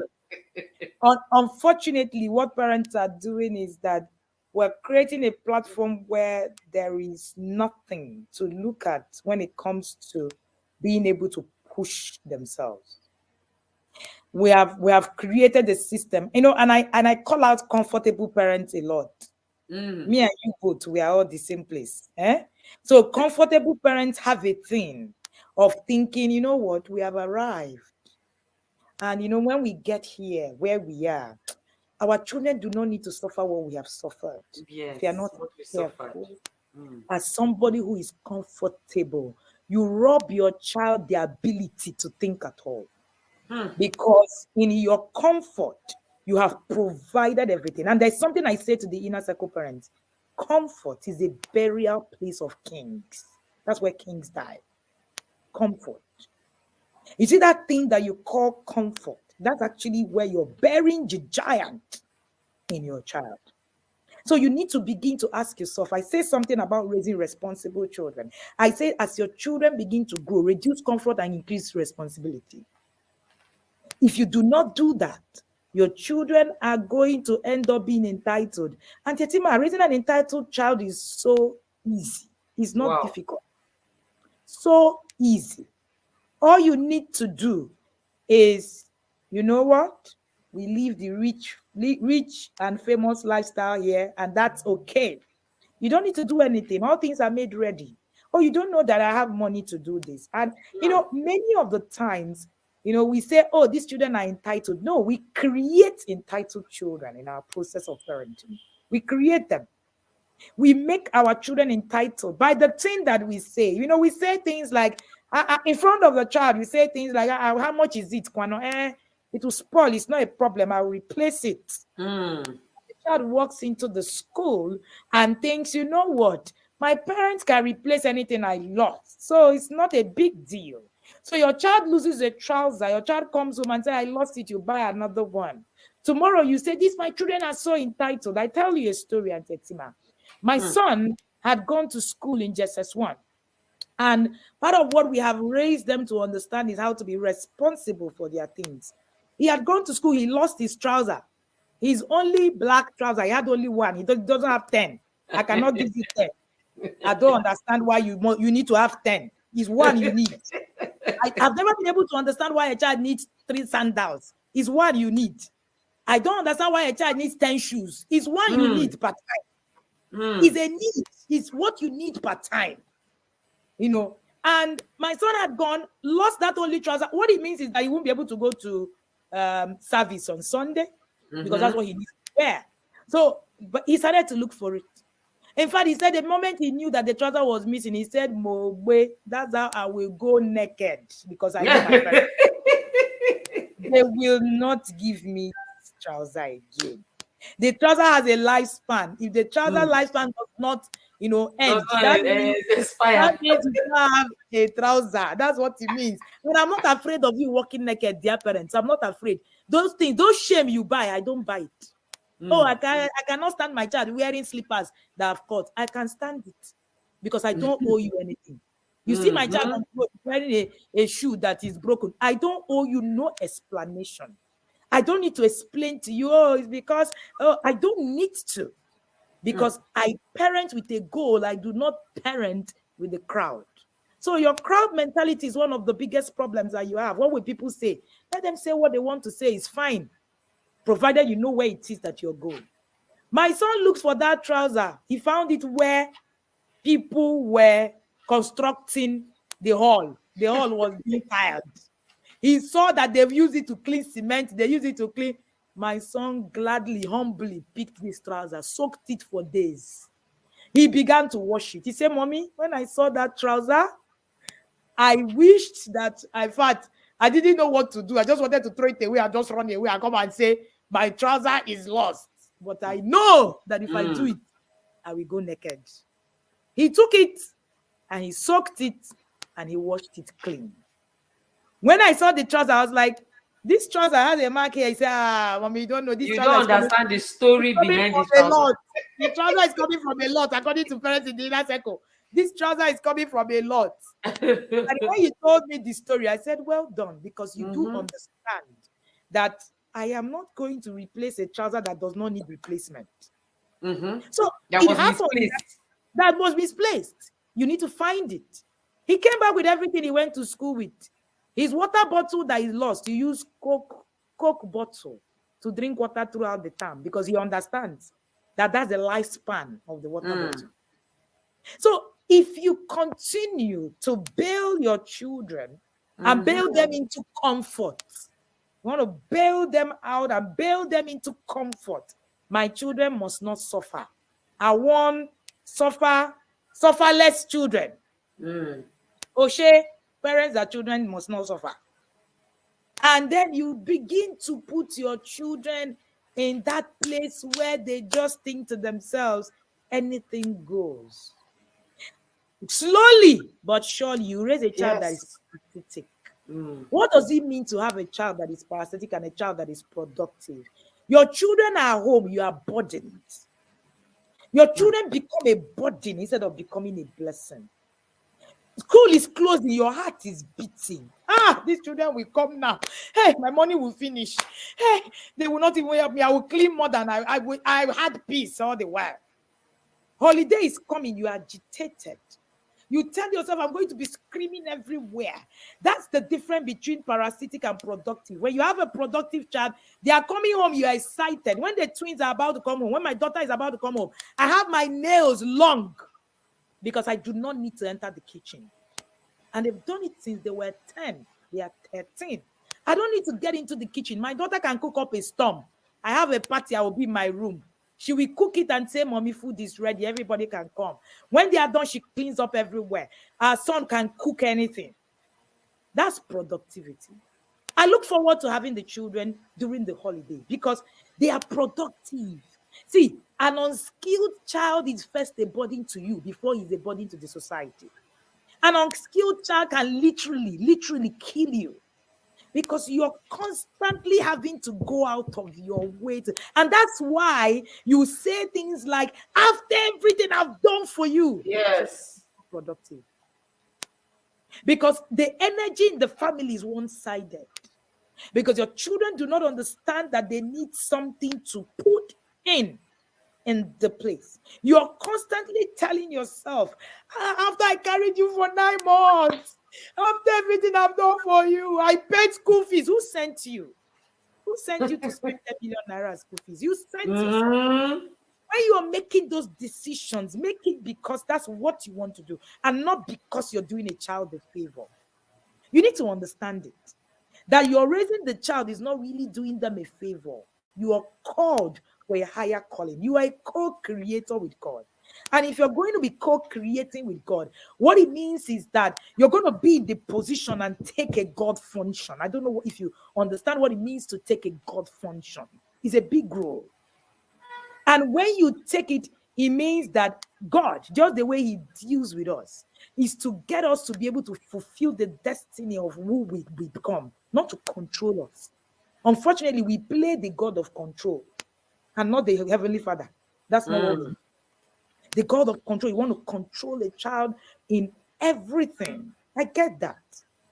Of course, there's a thin line between guiding a child and playing a god. There's a very thin line between it. And many of the times when you are constantly want to be in control, you raise a child who can only depend on you. An independent thinking child is a child who can depend on themselves. I humorously always say that if I die today, my husband needs to take another wife, that wife can never be wicked to my children. It's not possible. Because a skilled child is a blessing to you, not a burden. My children are a blessing anywhere they go to. Because they are going to help you. In fact, you will be helped. You'll be glad to. So when you skill up your child, even all this person hates my child, this teacher does not like my child. How skilled is your child? Or when I talk in a place, they don't really listen to me. My teacher doesn't listen to me. Does your child know how to convey these messages? When parents come to me and say, oh, in that school, they don't really like my child in that school. My child cannot even connect with people. People say, oh, they always bully my child. I don't know what my child have done. Your child is unskilled. Your child lacks ability to connect with people. Is a problem. He's totally unskilled. People have asked me, Coach, are you not afraid that they will bully your children in a boarding school and all of that? The first time an acquaintance asked my son, all this bullying that is going around in school, do you get bullied? My son looked at her like, come on, you don't ask me that kind of question. Nobody can bully me. How do you want to bully my son? How? When he enters with the emperor, the conqueror, the lion is here kind of presence. That's how he enters the place. And then he's confident. He's able to call attention of senior students who are punishing junior students and say, no, you can't do that. That's what we're talking about, skills. That's what we need to build. We need to build our children up. The Bible said, train up a child, not pet up a child. They're two different things. Not pamper up. Not pamper up. That's the way they pamper. The only way they pamper. You are the pamperer. The pamperer of the children. You are a parent, not pamper up. Not pamper up. Train up. Training requires that your children will go through rigor. I was speaking in a session recently and I said, we want our children to become gold, but we don't want them to pass through fire. Because for us, fire is bad. But we love gold. How do you get to the point where your child becomes gold without passing through fire? These are the questions we want to begin to ask. So for you to build a child who is not parasitic, who is productive, dear parents, you need to skill up your child. Skill up. It's not beat up. It's not shout up. It's not flog up. It says skill up. You don't beat skills into a child. You train skills into a child. What I do today is not, you can't beat me to get it. I skilled and trained myself to be able to speak to you the way I'm speaking to you. So it's not by beating. But you need to be able to present yourself. I see a lot of parents who actually beat their children, scream at their children, but their children are one of the most unskilled people I know. Because they are not paying attention to the skills. They are paying attention to obedience. Obedience is not the goal in parenting. When your goal is only to raise a child who is obedient, you can raise a foolish virgin. When you do not your child can be a virgin and be foolish, completely foolish.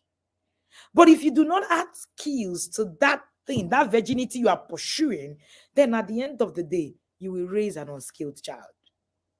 Again, an unskilled child is a burden to you. Your child is going to be 30. I see some people, 30 children, they are living in your house. That's a burden. And even complaining.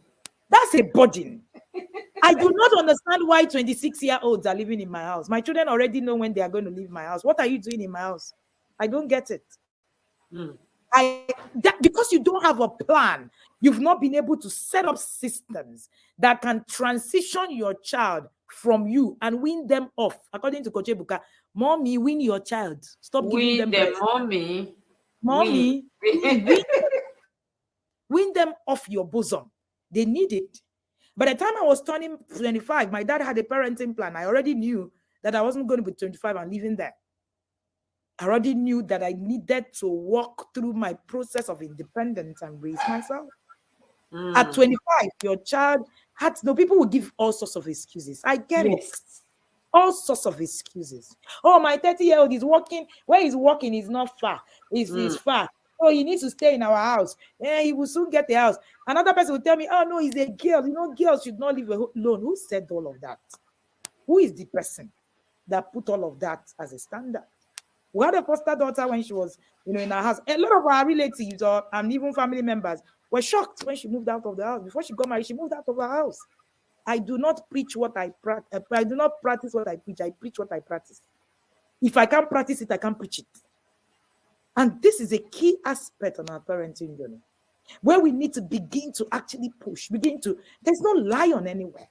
Get your children out there to be able to practice these skills. And let me also say this, like what I tell the parents in the inner circle. A skill that is not tested is as good as no skill. If you skill up your child inside your house, inside your bedroom, and you cannot test the child in various aspects of their life out there, you will raise a foolish virgin. Because it's not tested. When the bridegroom does not appear, does your child know exactly what it is to do? When there is a delay, does your child know what exactly to do? In your home, there are no components for delay. You need to go out there to see the components of delay. It doesn't exist in your bedroom. Yes. And until a child goes out there, find themselves in those situations, you cannot hit your chest and tell yourself that you have raised a skilled child. Because your child can be skilled without being tested and still flop, just like an unskilled child. Thank you, Auntie Tima. So, Coach, thank you so much. You're doing so well. I feel like sending you fruits, juice, water, something to just refresh you so that you keep powering. So, you just mentioned something that that made me remember my experience at the Teens Mentoring Bootcamp. I think that was in 2021. Some parents had come to drop their children for camp.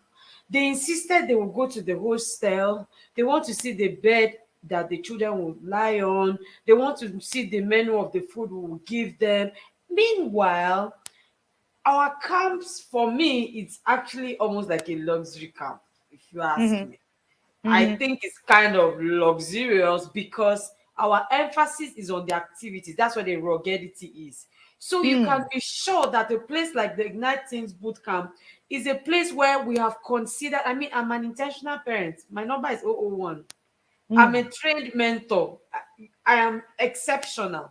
You can be sure that when I'm hosting an event for teenagers, whether it's offline or online, I've put together to a very large extent, almost more than 90%, all the things I know would be required to help you test those skills.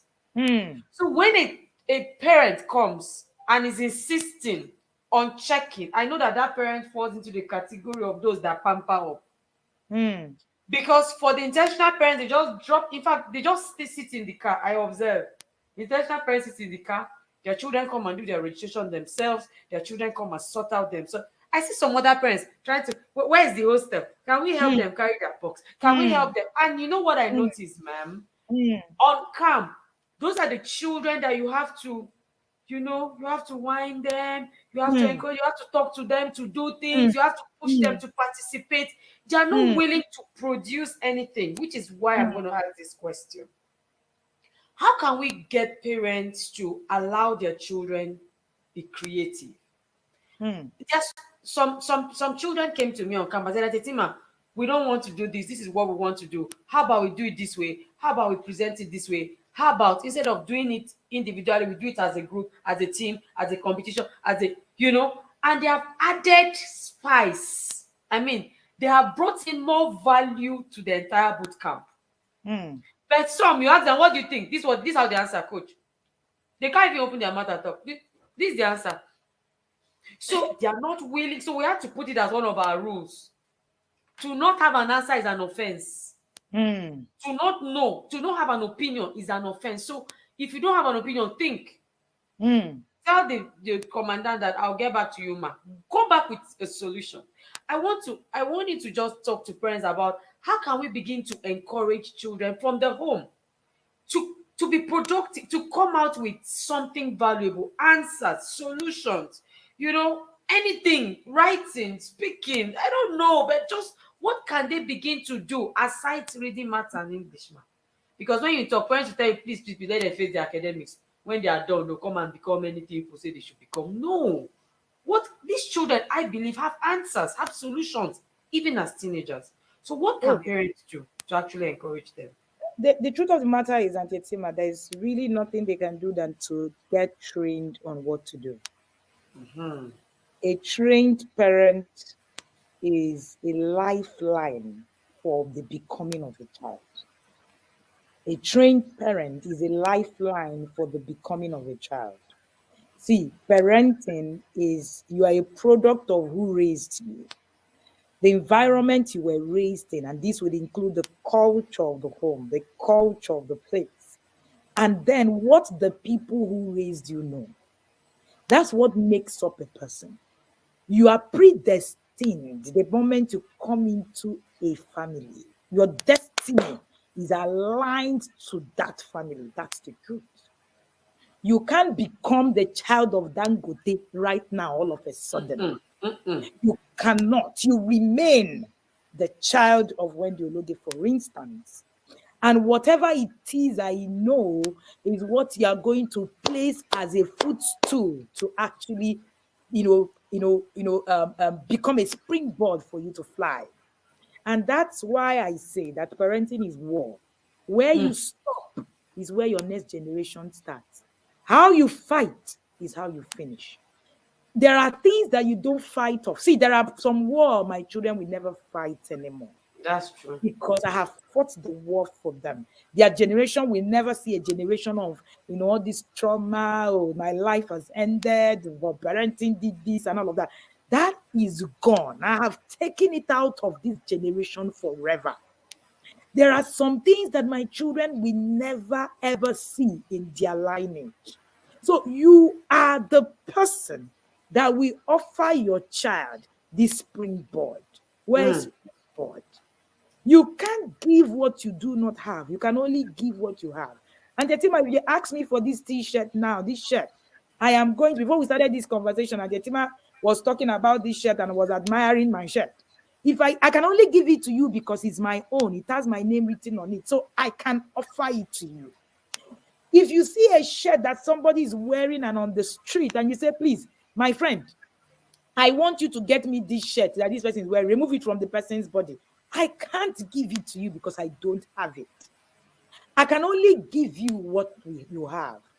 And one of the greatest tragedy I've seen in parenting in the recent times are parents who are drowning, trying to save their children that are drowning, yet they can't swim.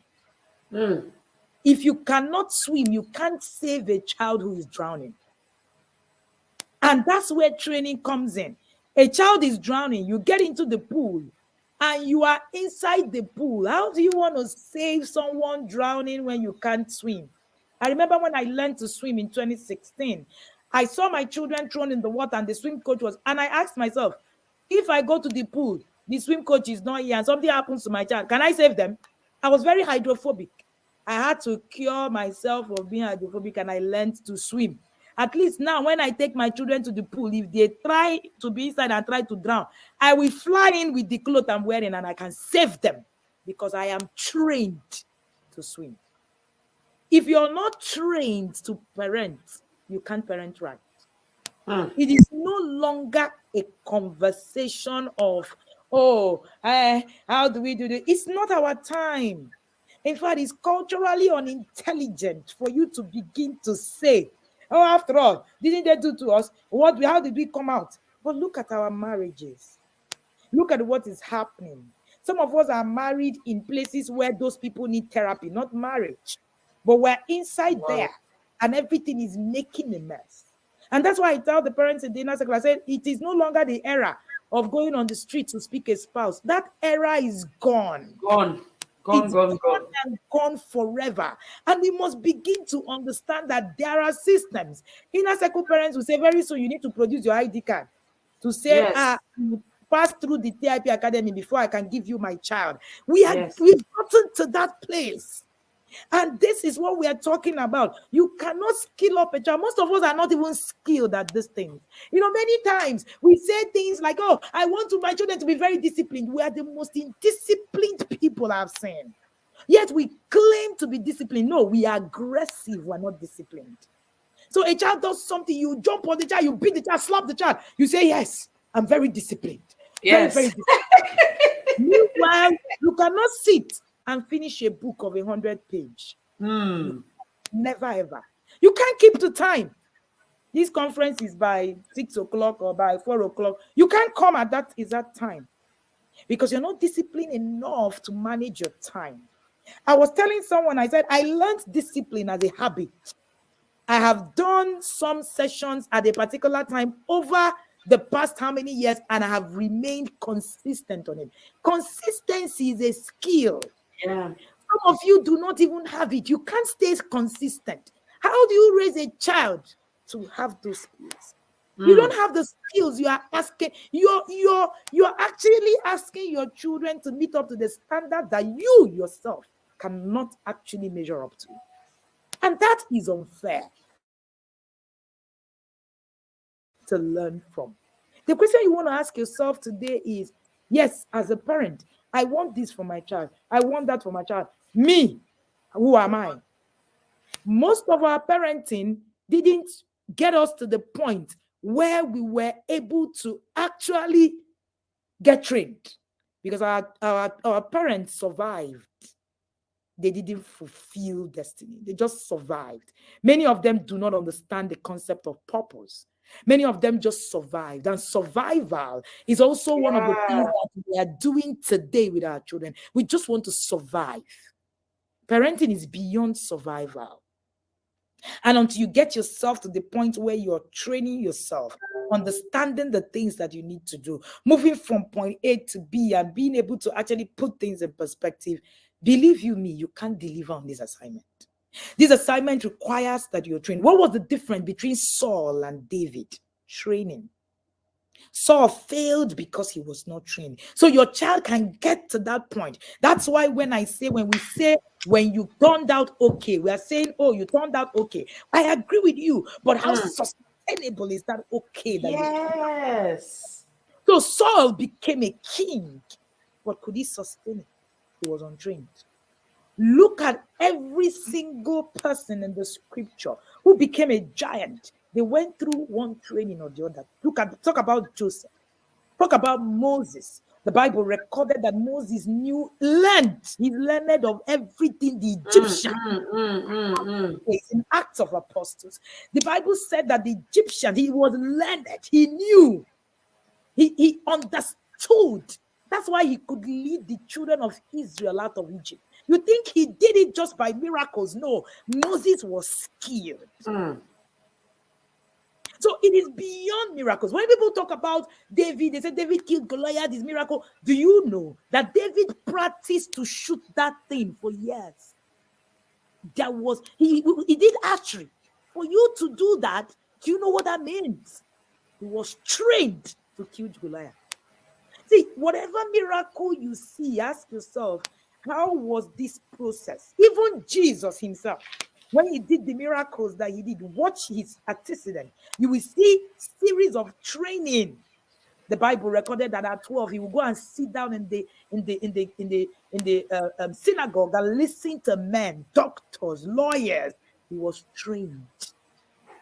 He was God, yet he was trained. And there is a reason why parents are given. See, if God didn't know or understand the role of parenting, believe you me, Jesus would have flown from up and just appeared and nothing will happen. That's the truth. God will still be God. But God wanted to show us that we all needed earthly parents. Even Jesus needed one. So you are in need, and you need to be able to train to become that person. Yeah. Because the difference between training and the person who is not trained is sustainability, is consistency, it is in legacy. Many of our families die away because we are not trained to keep a legacy. If you look at the families that are trained, you will see how legacy, how they've been able to keep legacy going. For those of us who are not trained, you see that the legacy is, you don't know whether you won't have a legacy or you don't. You do not even identify with the family. That's the difference between training and just just winging it. Until we stop to wing it, it is training that will make you understand that when your child is at the airport, he's the one that is supposed to do the processes and go through this, and you are able to skill up the child. People watched us last year when we were going to the UK, and they were looking at us. Our children were carrying the bag, checking them in, and my husband and I were literally on the chair whistling and shaking our legs. And somebody came and said, "How old are your children?" I said, "They're 12." He said, "Wow, amazing." And we didn't need to think it. The truth is that the person is seeing the product, the show, but something has happened behind the scene. Yes. Children who are confident enough to pass through immigration, there is a training that follows it. So do not see display and you wish for it. Ask yourself what has been done. For every miracle that I find myself, I see in the scriptures, I ask myself, what is the thing that brought about this miracle? How did this miracle happen? And I have found in every one of those scriptures that there was something that followed before this miracle happened. Every single one of them. True. Mary was the person who gave birth to Jesus. She was a miraculous birth. But go and find out who was Mary before the miracle happened. Mary needed to keep a certain kind of lifestyle to be worthy of that miracle. Miracles do not just happen. True. Miracles are a product of the things that God has actually put in us, that we are actually trained on, and then God can now use us. God does not use men who are not fit for the master's use. You need to be fit. There is a fitness in it. There is somebody that is fit for the master's use. It's not somebody that is perfect for the master's use. No. It says fit. Being fit is not being perfect. And that's why I said, you don't need to be perfect to be a parent. You need to be trained to be a parent. Thank you so much. Wow. This has been so amazing, and I love the note that you just ended this particular point with. We need to be fit. Fit. To be fit means you need to be ready, you need to be prepared, and preparation is training, is coaching. All these, who are all these people? Who are all these coaches? Who are these mentors? What are they talking about? Who was my mother's coach? Who was my father's coach? Do you know if your parents had coaches, where you would have been today? You think you're at a good place. You could have been at a better place, at a bigger place, at a more fulfilled place. And I'm going to end this conversation, Coach, just by this last question, because there was something you said, which for me is usually my soft spots. Purpose, destiny. After salvation, the next most important thing to me is purpose. And I see that parents don't understand fully that it is their job to help their children discover and fulfill purpose. When the Bible says, train up a child in a way that it should go, where is that it should go? Recently, I was meditating on, the plans I have for you, plans of good and not of evil, to bring it to an expected end. You see, that expected end is where you are supposed to train your child to get to. So you see this concept of, oh, my child is now living here, he has this job, he's now doing so well, everything. He got a very beautiful job. Oh, he's doing this business. Oh, he's doing, and you feel that your job is done. Sorry to burst your bubbles, my answer. Until your child fulfills purpose, you have not done any job. If you like, send them to the highest of all schools. Let them live in any country in the world. If your child is not fulfilling purpose, if your child is not in the place doing the thing that God has called them to do, your job is not yet done. And like Coach has said, it starts with you. Parents that are still watching, just yesterday I was hearing on the news also that there's a new episode of Telemundo. Is it Telemundo or what's the other? There's one of them. I was just like, are people still watching these things? I thought that nobody watching them and they will stop. I was shocked to hear Z World. All those things. You see, your children are looking at you when you fulfill purpose. Coach, I shared with you how when I started to do purpose, as far as I'm concerned, there was a time I was not doing purpose. I was just running around. I was doing activities. When I started to do purpose, my children knew. They go like, Mommy, these days, I see that you're very... Do you know in my children's school, they know their mother is a counselor. I've never introduced myself. So they will tell you things like, are you having a problem? Okay, let's pay for it. Let's contribute money and pay for a session. So you go and meet Auntie Etima. So they understand, my children understand that my mother is not just making money. I want us to differentiate these two things because that's how it starts. All the choices, if my child will be an influencer, my child will just be verified. That's what the teenagers tell you. So you think that that's what it is. Oh, my child just have 1 million followers, 1 million times. How much will Instagram pay? How much will this person pay? And my child will just be out there. My child will be a celeb. My child will be, and you feel like, oh, you have arrived. Sorry, ma. Sorry, sir. The main essence of you parenting a child, being trained, being coached, is for you to be able to also help your children fulfill purpose. You need to fulfill purpose. Coach, is it too late? Because parents, the people you're talking to are parents of teenagers. I mean, nobody here should be less than, say, 35, 32. Is it too late for parents to start pursuing purpose so that they can help their children? Like I often say, one of the things that I see parents say is, make me proud. I want you to make me proud. Yes. How about you begin to change it and say, I want to make my children proud? I think that's where the journey of purpose starts. The journey of purpose starts from the things that you say and that you desire. I want to make my children proud. I remember my daughter was in school and a teacher was reading a newspaper, Vanguard, and I was on the face of Allura for that day. And the teacher said, Ife, that's your mom. My daughter said, if you see the way I felt, like this kind, hey, Mama, he said, your mom is the face of Allura. I first said, yes, ma'am. I'm like, she said, Mommy, I was so proud. And it struck me. Your children also want to be proud of you. Yeah. It's easy for us to sit down. I mentioned earlier, I want to claim Abraham's blessings. Can't you be Abraham? Why do you have to claim? Don't get me wrong. There's nothing wrong with it. But you can still be Abraham. And that's why the Bible says that it's greater than Solomon's are here. The greater than Abraham's are here. The greater than Isaac's are here. Are you greater? Are you just trying to even? You've not even gotten there. How can you be greater? How do you want to be greater? If the Bible is saying you are greater than Abraham, do you know who Abraham was? It was stated that Abraham had his own army. My goodness. That's how much Abraham was, how much influence he wielded. So if you get to a point where you're telling yourself, I want to make my children proud. I want them to hear me and radio on TV and say, that's my mom. Or that's my father. My husband put up a class on how to make £1 million in 6 months. My son said to him, I should learn this from you, coach.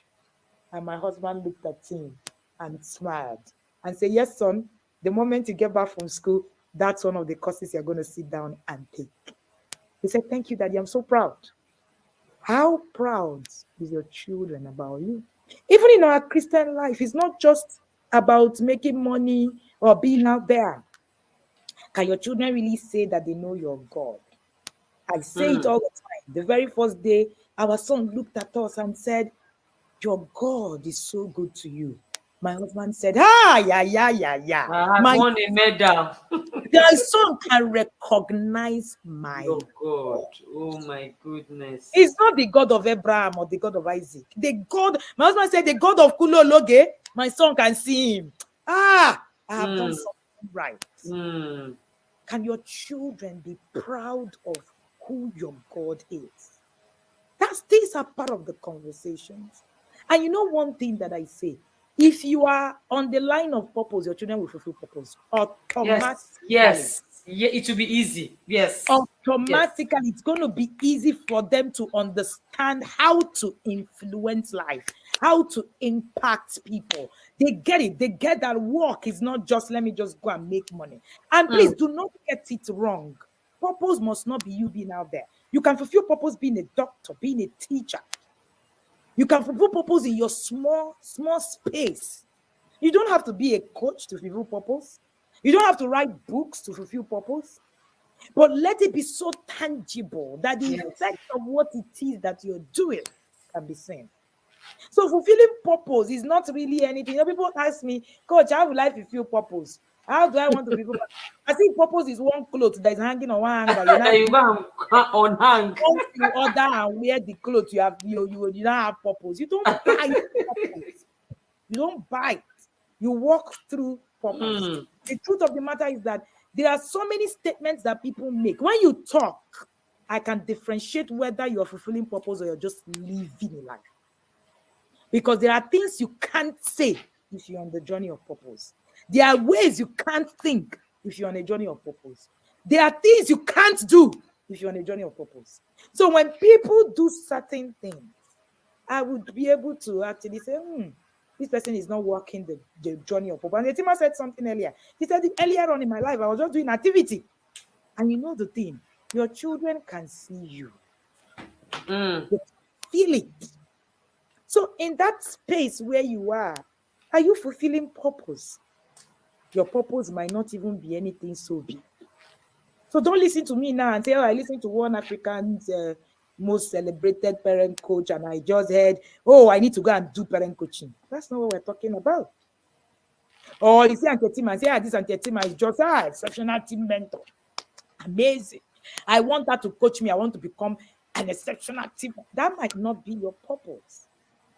Your purpose is in the things that God has called you to do. How do you discover it? You discover it in the doing. You discover it in the doing. Whatever your hands find to do, start to do it. That thing that you're not to do, start to do it every day. And as you work, your transformation will happen. I told a friend that I learned how to sew clothes. And that I can sew clothes, minimally. All right, my friend, an architect said to me, how do you mean?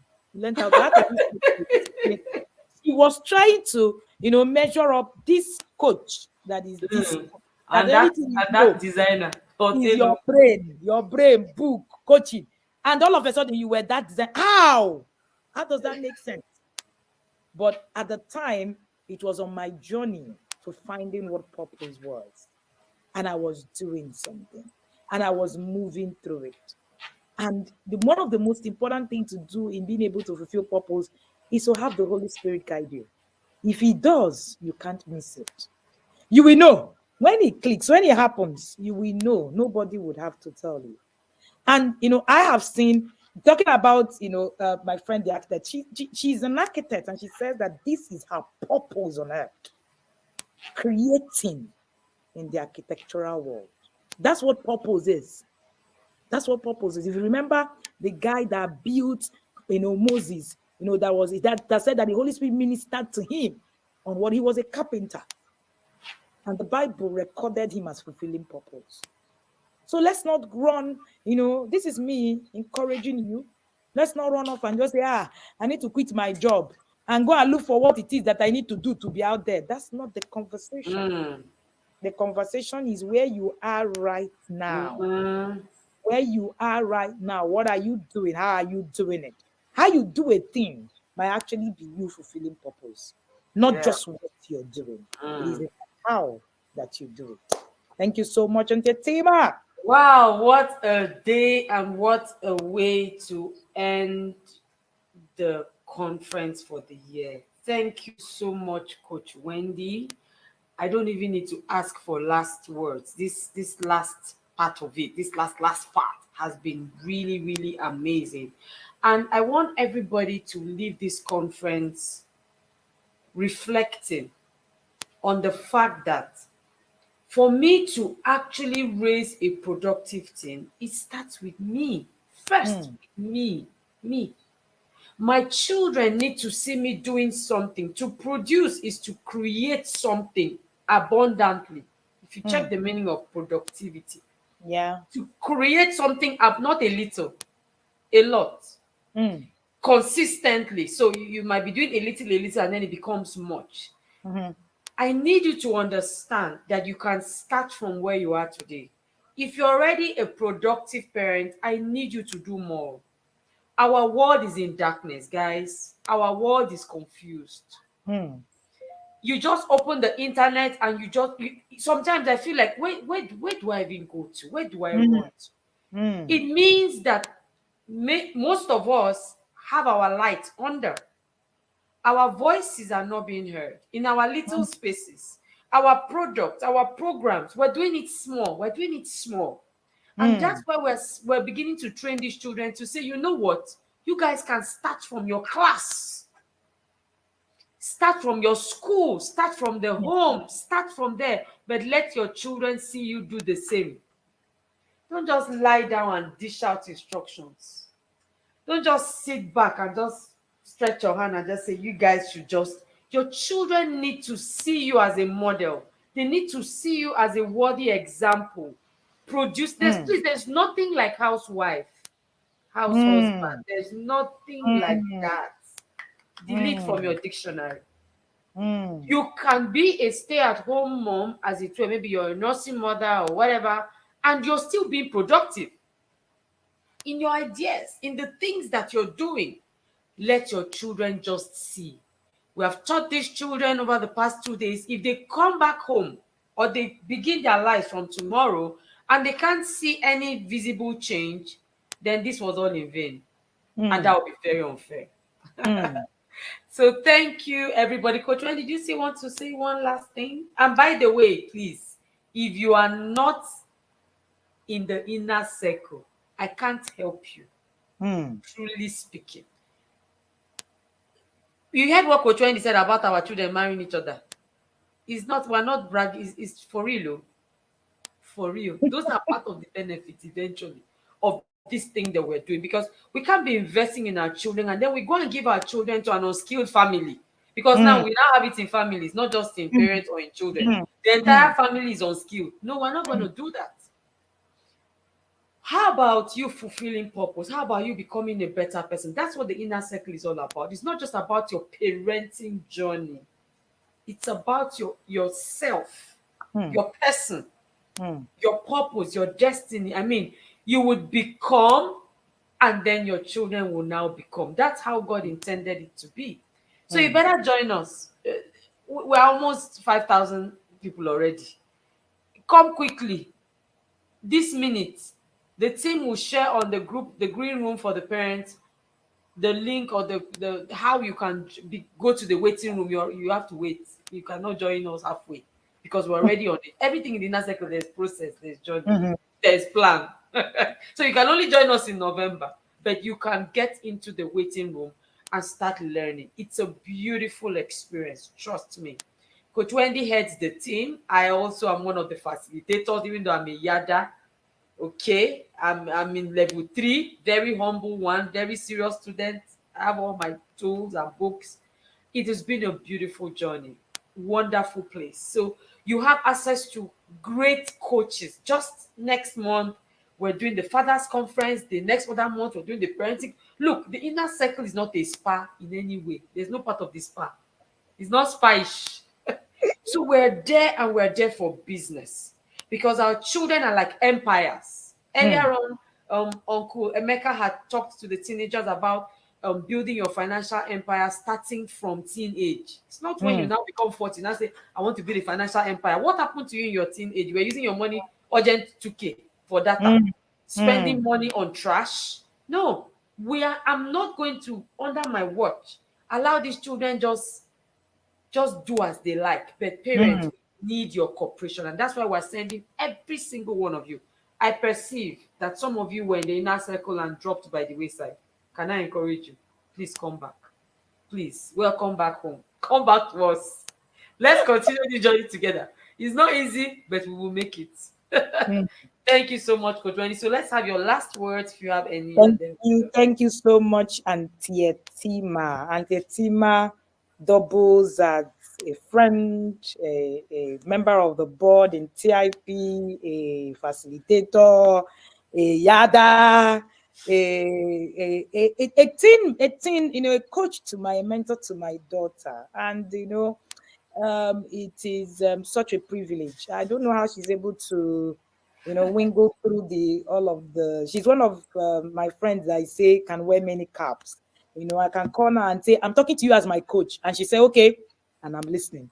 And then sometimes I'm like, I'm talking to you now. Hey, please, babe, you need to come. And then she'll say, okay. And then it just switches. And she has the ability, to do that. And a lot of us will say, oh, my spirit cocoa friend. I do not think that there is any better mentor for a girl child. This is me. This is me. I can't even do it. That's the truth. I do not think that there's any better mentor for a girl child, as far as I'm concerned, than Auntie Etima. Now, not because just she's my friend, but because I've also worked with her. If you can trust your friend to mentor your child, of course, you know that that's an extra. Many people will not do that. I'm sure you know. So, of course, this is me.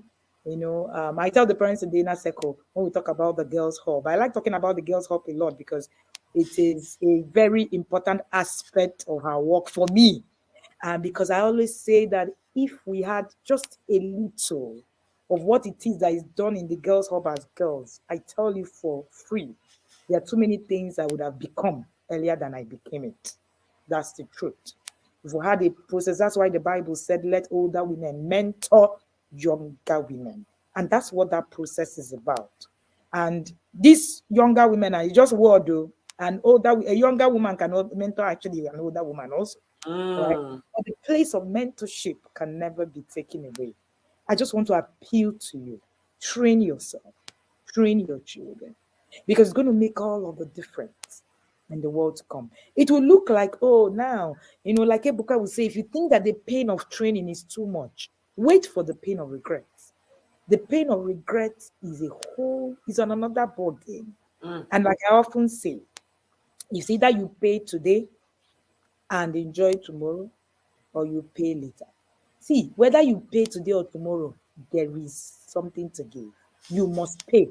There is always a transaction that will happen. So pay now or pay later. Either way, the choice is yours. Some of us have chosen to do the work now. Pay it now instead of paying later. I've been in the Bahamas. They reach wealthy and famous kind of, babe when my children are all gone. Sipping tea, dancing in the carnivals.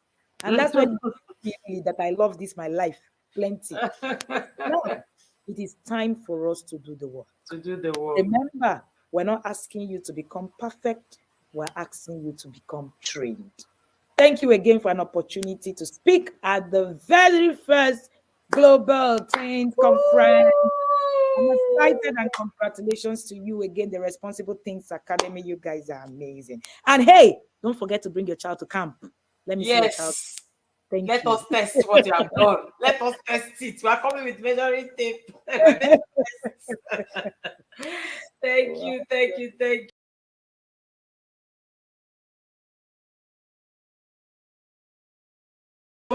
My team here, they were gossiping about you guys, parents. They were like, Auntie Etima, nobody has left this class. There were 121 people from the beginning to the end.